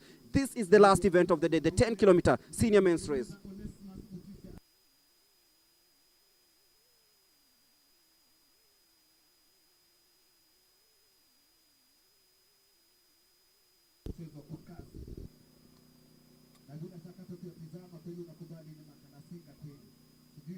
NYS, which has a huge representation, and George Manangoi, the former world junior champion in the 1500 meters.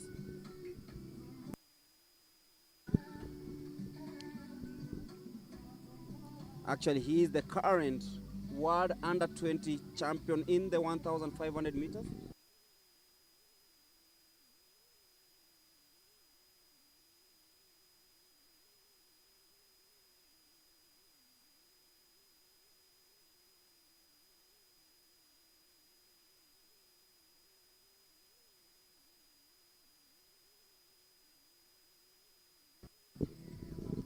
So still a single file here.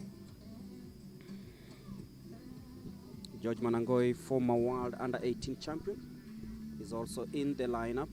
Can see him trying to dictate the pace here at the Machakos Teachers Training College. See the single file here as the pace starts gathering.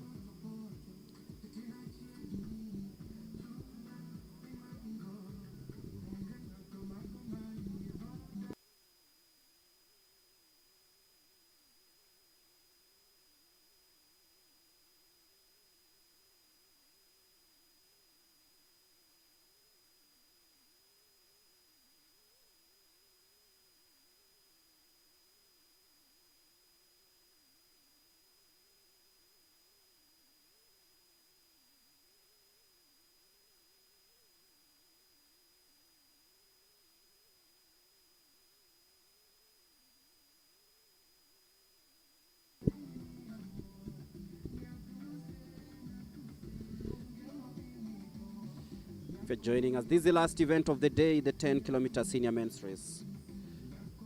And it's all happening here at the Machakos Teachers Training College.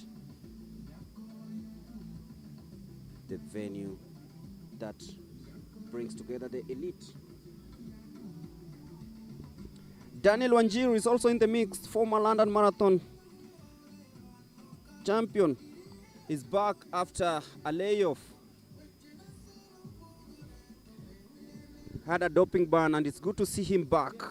Let's hope that this kickstarts his season in the best possible way. George Manangoi in the mix, former 1,500 meter under 18 world champion. Daniel Wanjiru, former London Marathon champion, is back after a doping ban. It's good to see them back.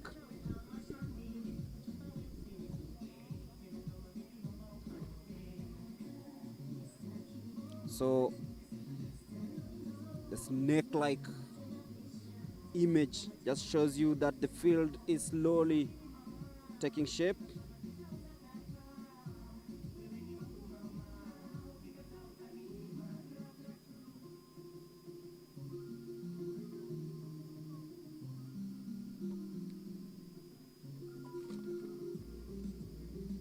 So still early days here, but this promises to be a very, very tactical race.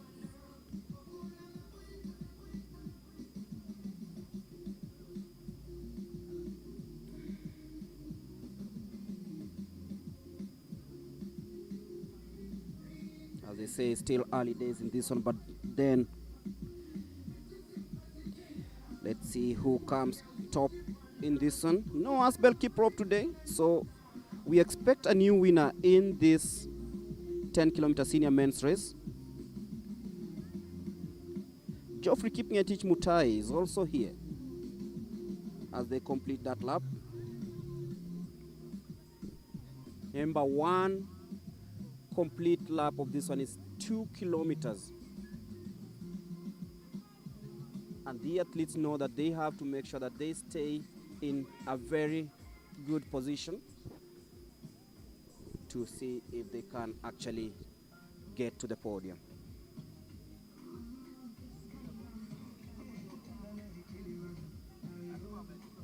$50 Kenya shillings up for grabs.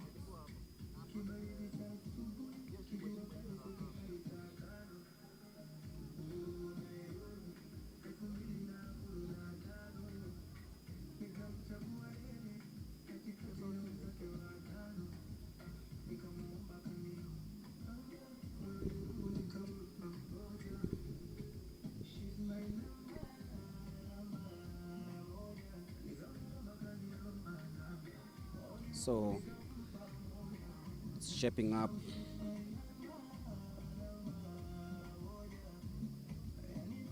Victor Kipruto occupying second place currently. Victor Kipruto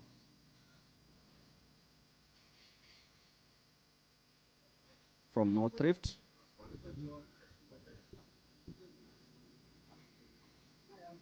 So still a huge battle ahead.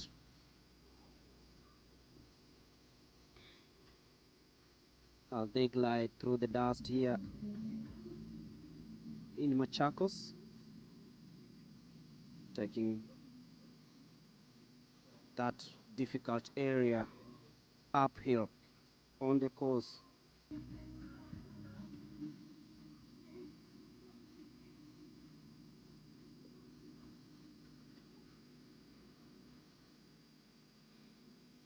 can see there is Richard Kimunyan, based in Japan.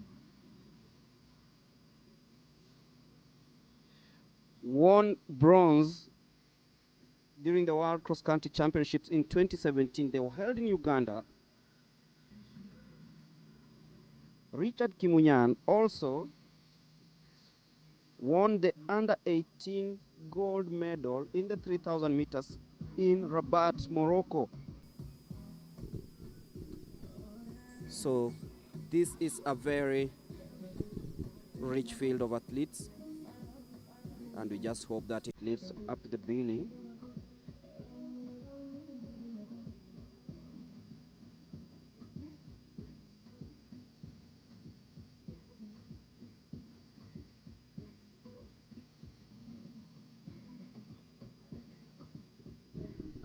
Beautiful drone images there showing how well the course has been marked, and the athletes just, it wasn't like this in the morning, but right now you can feel that they've really made sure that they use this course well, if I might use those words.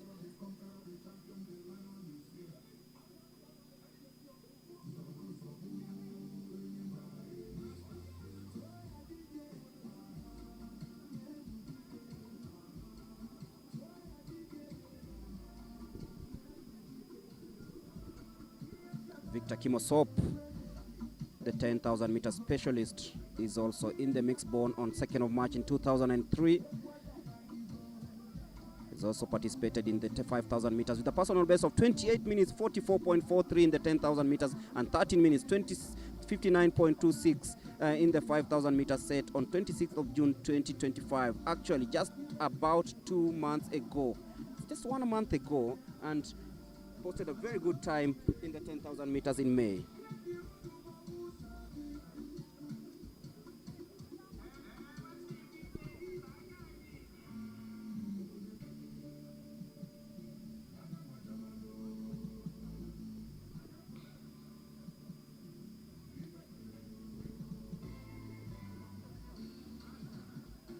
As they are charging towards that bend, it's taking shape slowly by slowly, and the man in the lead currently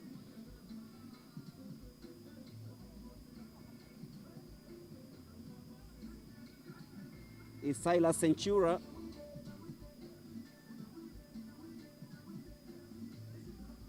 Silas Centura knows exactly what to do in such circumstances, and is charged to, in that lap, he's done really well, finding out across the course. And Centura, as we know, likes to settle into the rhythm really well and staying with the leading pack. So he's the man currently leading the way here.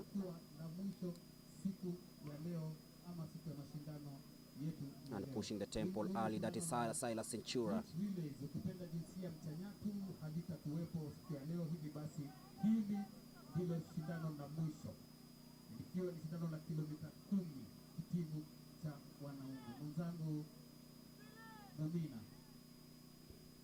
As the uphill sections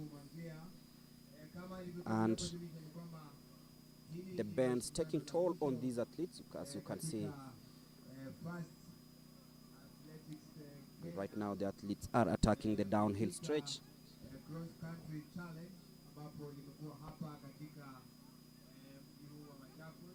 And it's all about the footworks, because the bumps are there, everything is there, so it's all about how well you glide through that and threading through the bends in those tight areas. So the leading pack right now As you can see, it's really, really close, and Silas Centura knows that he has what it takes to win in this race, but he'll be facing stiff competition from the likes of Vincent Mosop, Richard Kimunyan. Just some of the athletes to watch out in this one, and expect tactical shifts as the race progresses into the latter stages.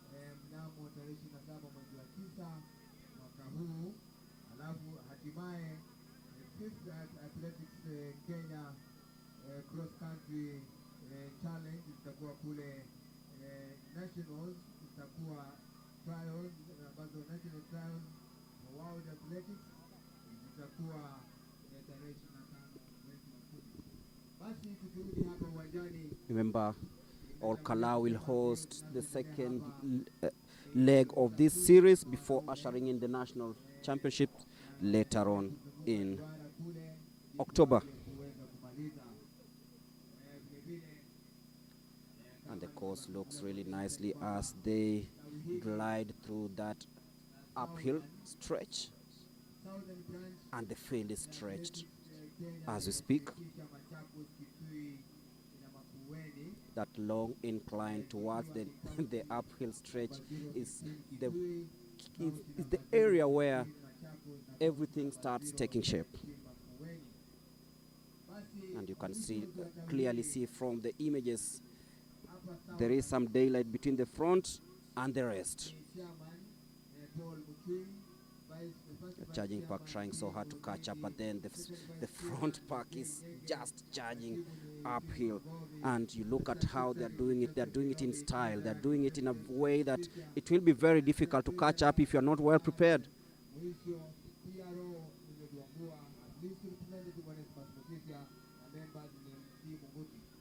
Asante sana basi mtangazaji mwenza, basi itakuwa mtogo wa fadhila japo sitaweza kutambua uwepo wake Alex Mutiso. Alex Mutiso kumbuka ni bingwa wa So if you're joining us, this is the last event of the day. Duncan Iwaweru, Silas Centura,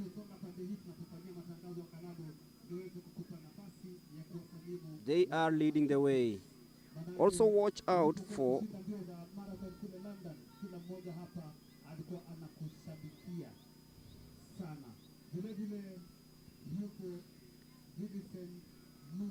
Richard Kimunyan,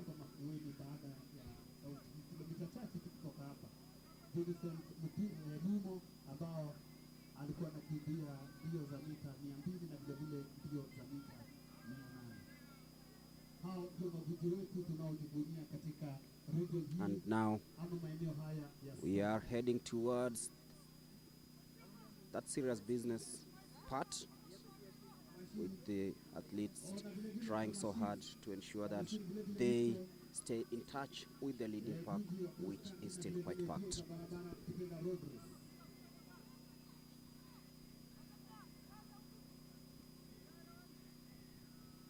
And it will be very difficult for the chasers to catch up if they don't try up their pace currently. Gideon Rono assuming the lead for the first time.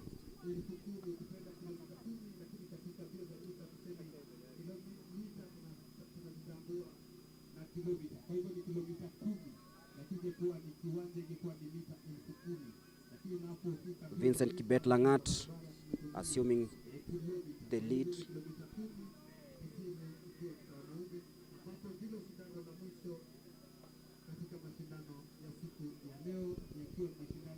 On the track, this is usually the 10,000 meters, but on this course, it is the 10-kilometer race. So, interesting times ahead.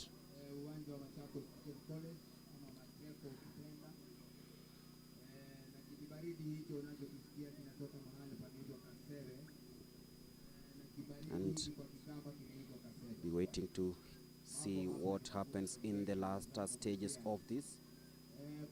It is very, very, very close at the moment. kilomita 10 kwa senior men ama wanaume, na ndio hao wanaendelea kuzunguka duara wakitafutia. So Vincent Langat now falling into 4th place. Vile naona senior vice chairman wetu hapa bwana Mtui alikuwa hapa tangu asubuhi ya Mungu na baridi hii yote, ili kuona kwamba mambo yanakwenda kama yalivyopangwa katika mbio hizi za nyika ambazo ni za kwanza kabisa na hapa katika Machakos, na ni kalenda ya Athletics Kenya, na vile vile wadhamini Betika kuona kwamba wanariadha hawa wanapata motisha ya kuweza kushiriki. So it is still very close in the leading pack as they charge into that bend. The weather conditions, of course, better than it was in the morning. It's quite warm and the surface looking quite dusty as the leading pack settles into the rhythm, and the chasing pack trying so hard to keep up with the leading pack.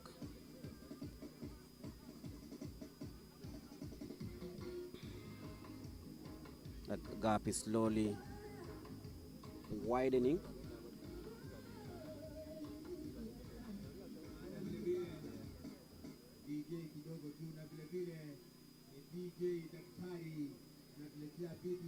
The crowd also cheering the leading pack, and now it's getting thinner and thinner. It's now 5.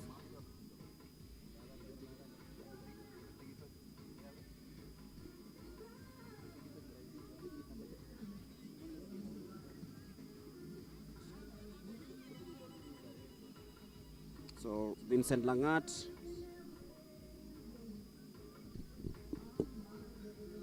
still battling it out in that.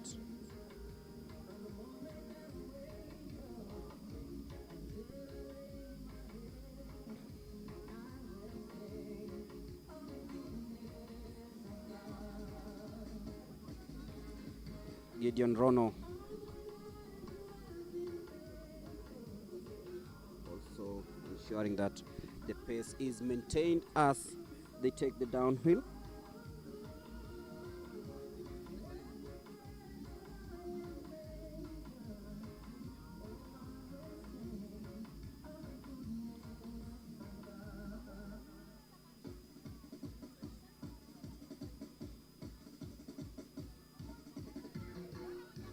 Rono now stretching that lead to 5 meters. Centura in second place. And you can feel Rono is now surging and is fanning out. He's trying so hard to steer away from the rest. Also coming in the picture is Vincent Kimosop. Vincent Kimosop now in second place.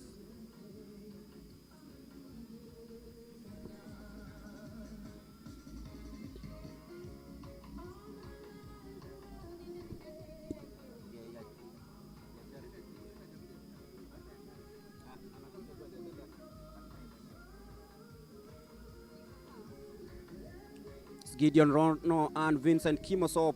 Silas Centura falls into third place. And Vincent Langat now in fourth place. Things taking shape currently as we head toward the last stages of this one.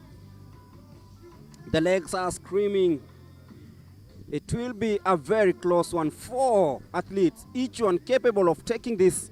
It wasn't a white. It is not a whitewash as it was in the women's race. It is Vincent Langat, Vincent Kimosop, Gideon Rono.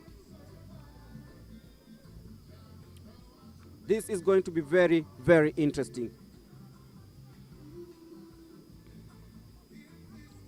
Kimosop now surging forward. He increases the pace. Centura trying to match up with the pace. He might even use his long stride to see if he can get in there.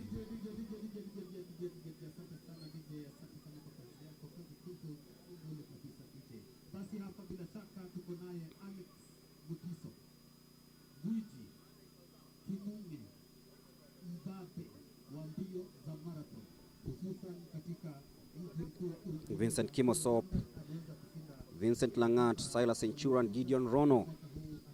This will be a close call.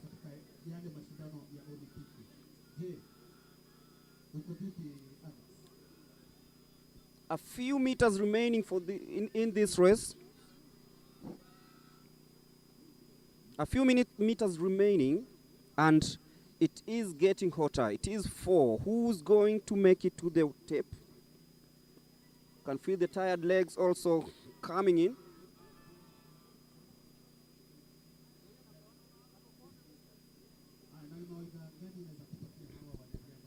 If you're joining us, we are getting toward the end of business here at the Machakos Teachers Training College. This is the 10-kilometer senior men's race, which is the last event of the day.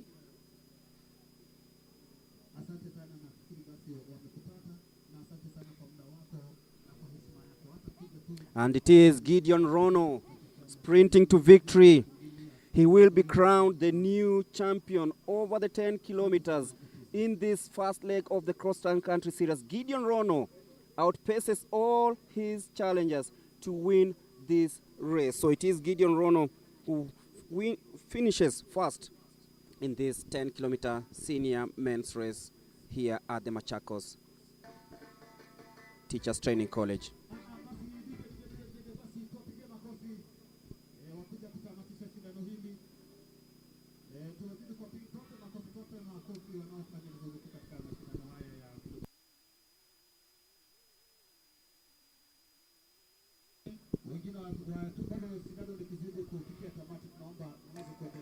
So Gideon Rono,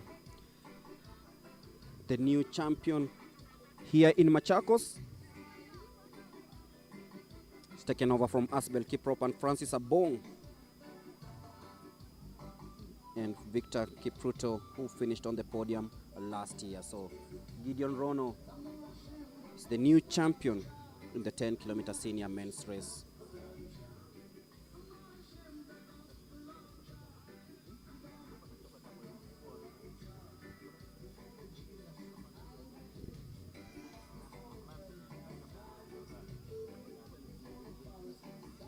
So this is the last event of the day. Gideon Rono put in a very, very, very splendid performance to ensure that he finished on the podium in this one.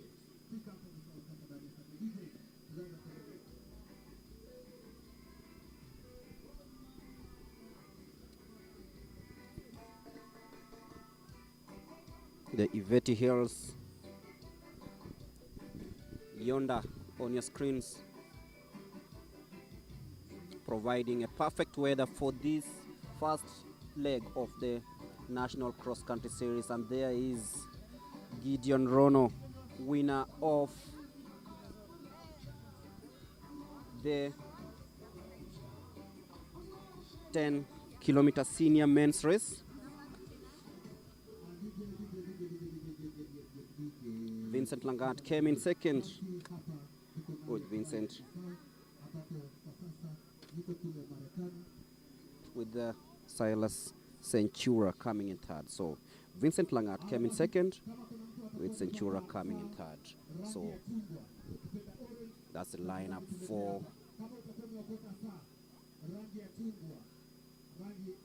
the podium finishers. A race won by Gideon Rono. Did really, really well, and wrapping this in a very spectacular fashion. Silas Centura came in second place.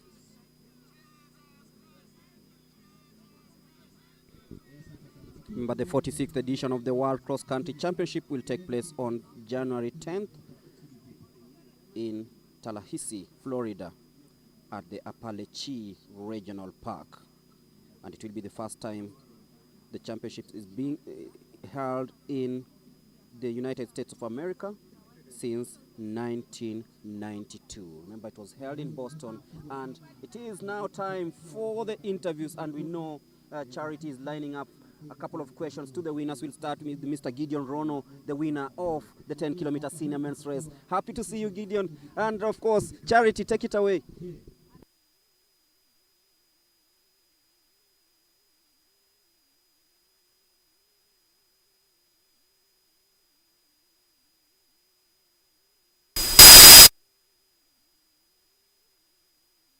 Well prepared.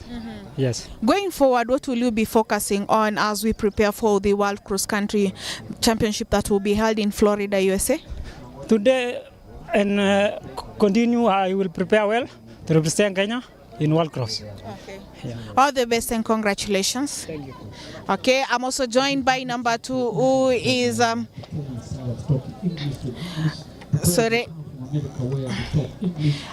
Vincent Lagat. Vincent, congratulations. Unafeel aje kuhusu kumaliza wa pili kwenye podium? Nimefurahia kumaliza wa pili siku ya leo.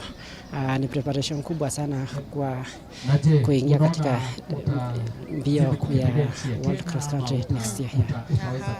Utafocus na nini sasa vile tunaendelea na hii series? Sasa hii ni speed work, kitu ambayo nimenia kabisa. Ni speed work. Okay. All the best and congratulations. Thank you very much. All right. I'm also joined by the former champion for the Machakos series, who is Cyrus Centura.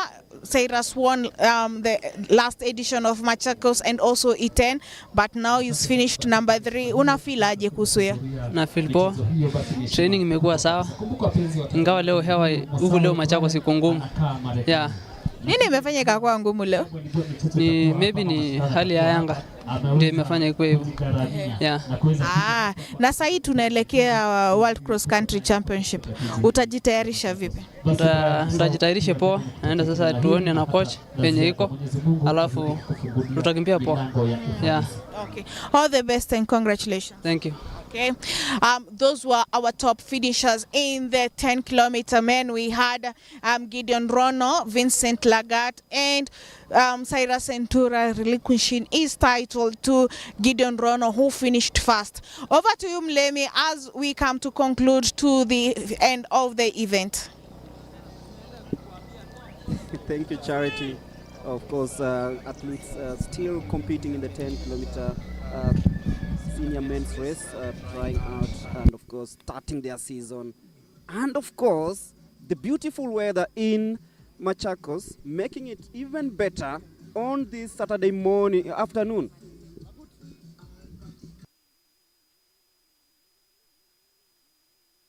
It's been a very good day of athletics here at the Machakos Teachers Training College, the first leg of the Athletics Kenya Betika series, and the tactical analysis of it will come shortly with Charity, who will be wrapping it up. But the most interesting part, Maureen Jepkoech retaining the 10-kilometer senior women's race just at 21 years old. Charity, take it away. Who have taken the top podium places here are the Machakos. This is our first series. Remember, they're down from 6 to 4, and we'll be doing quite a fast series. First of all, we started with Cynthia Chepkirui. She won. She had previously won Sirikwa Cross Country and Chepsaita, and now she has the Machakos title under her name. And then we had Joylin Chepkirui, who was the bronze medalist in Nigeria in the 3,000 meter flat, taking in the 6-kilometer women second position, and then Jane Wangari closed in for number 3. And then in the 8-kilometer loop for men, we had Festus Kaptum taking position 1, Ronald Kipko H finishing second, and then Kelvin Kiprop, who had won Sirikwa and Chepsaita, taking 3rd place. In the 2-kilometer loop, we had Karen Chepnyeno, Jacinta Abese, and Josephine Sembeu taking in the top 3 positions. In the 2-kilometer men, we had David Koech, Simon Kimtai, and Ezekiel Etaya. And for the women, we had Maureen Chebor defending her title. Sandra Fail is taking in second place, and Rebecca Mwangi taking in third place. And then in the 10-kilometer race, we had Gideon Rono and Vincent Lagat. And also an upset was Cyrus Centura, who had won Machakos and Iten, relinquishing his title. As we finish over, we will see you back in Kapsakoni on 6th of September. I've been your host. My name is Charity Wanja. See you until next time. Atupige makofi kabisa Vincent Lang'at.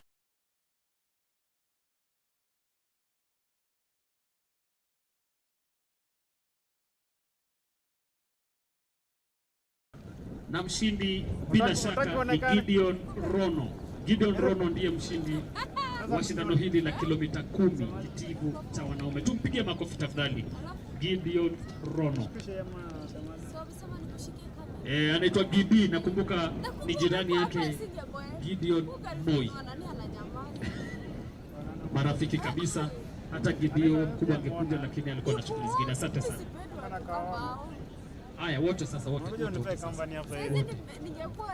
nimepewa hata mpaka na unaona nimepewa hadi kofia.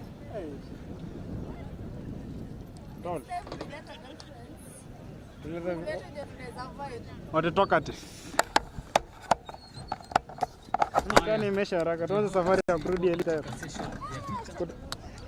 Lakini kutravel na sasa saa ngapi? Lakini leo tuende tukule mahali tu vizuri. Picha za mwisho. Ninyi sijui mnaishi aje. Si mkitembea mnafaa kula tu vizuri. Asante sana.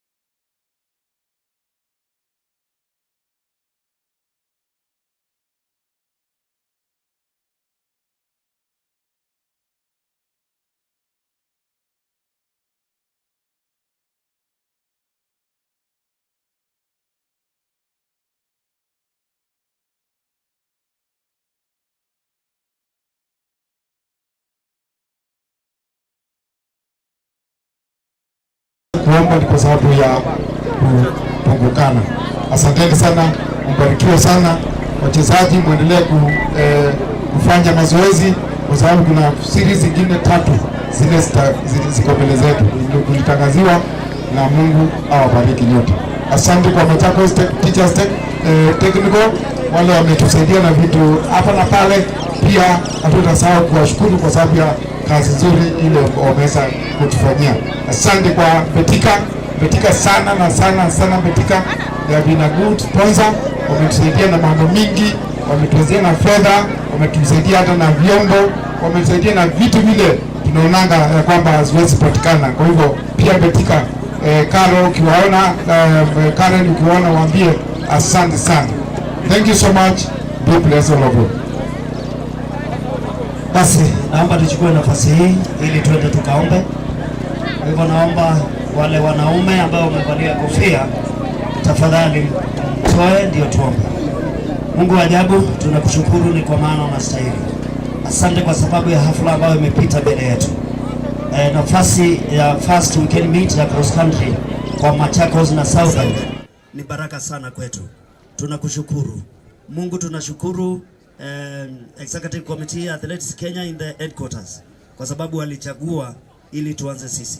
Ninakushukuru kwa sababu ya wanariadha wote ambao wameshindana hii leo. Naomba baraka zako zikawafuate waendapo nyumbani. Mungu wetu waendelee na kufanya bidii, na ndiposa at the end of the day mwezi wa 10 tutakapokuwa tukichagua timu ya Kenya kwenda Marekani, wakapata nafasi ya kuwakilisha Kenya katika timu hiyo ambayo itaenda Florida. Ni asante kwa sababu ya neema zako. Tembea nasi katika ile weekend nyingine ambayo itakuja, ama hata county cross country championships na regional cross country championships. Nenda ukawe nasi, tembea nasi Mungu wetu, na tutabariki jina lako katika jina la Yesu Kristo tunaomba na kushukuru. Amen. God bless you.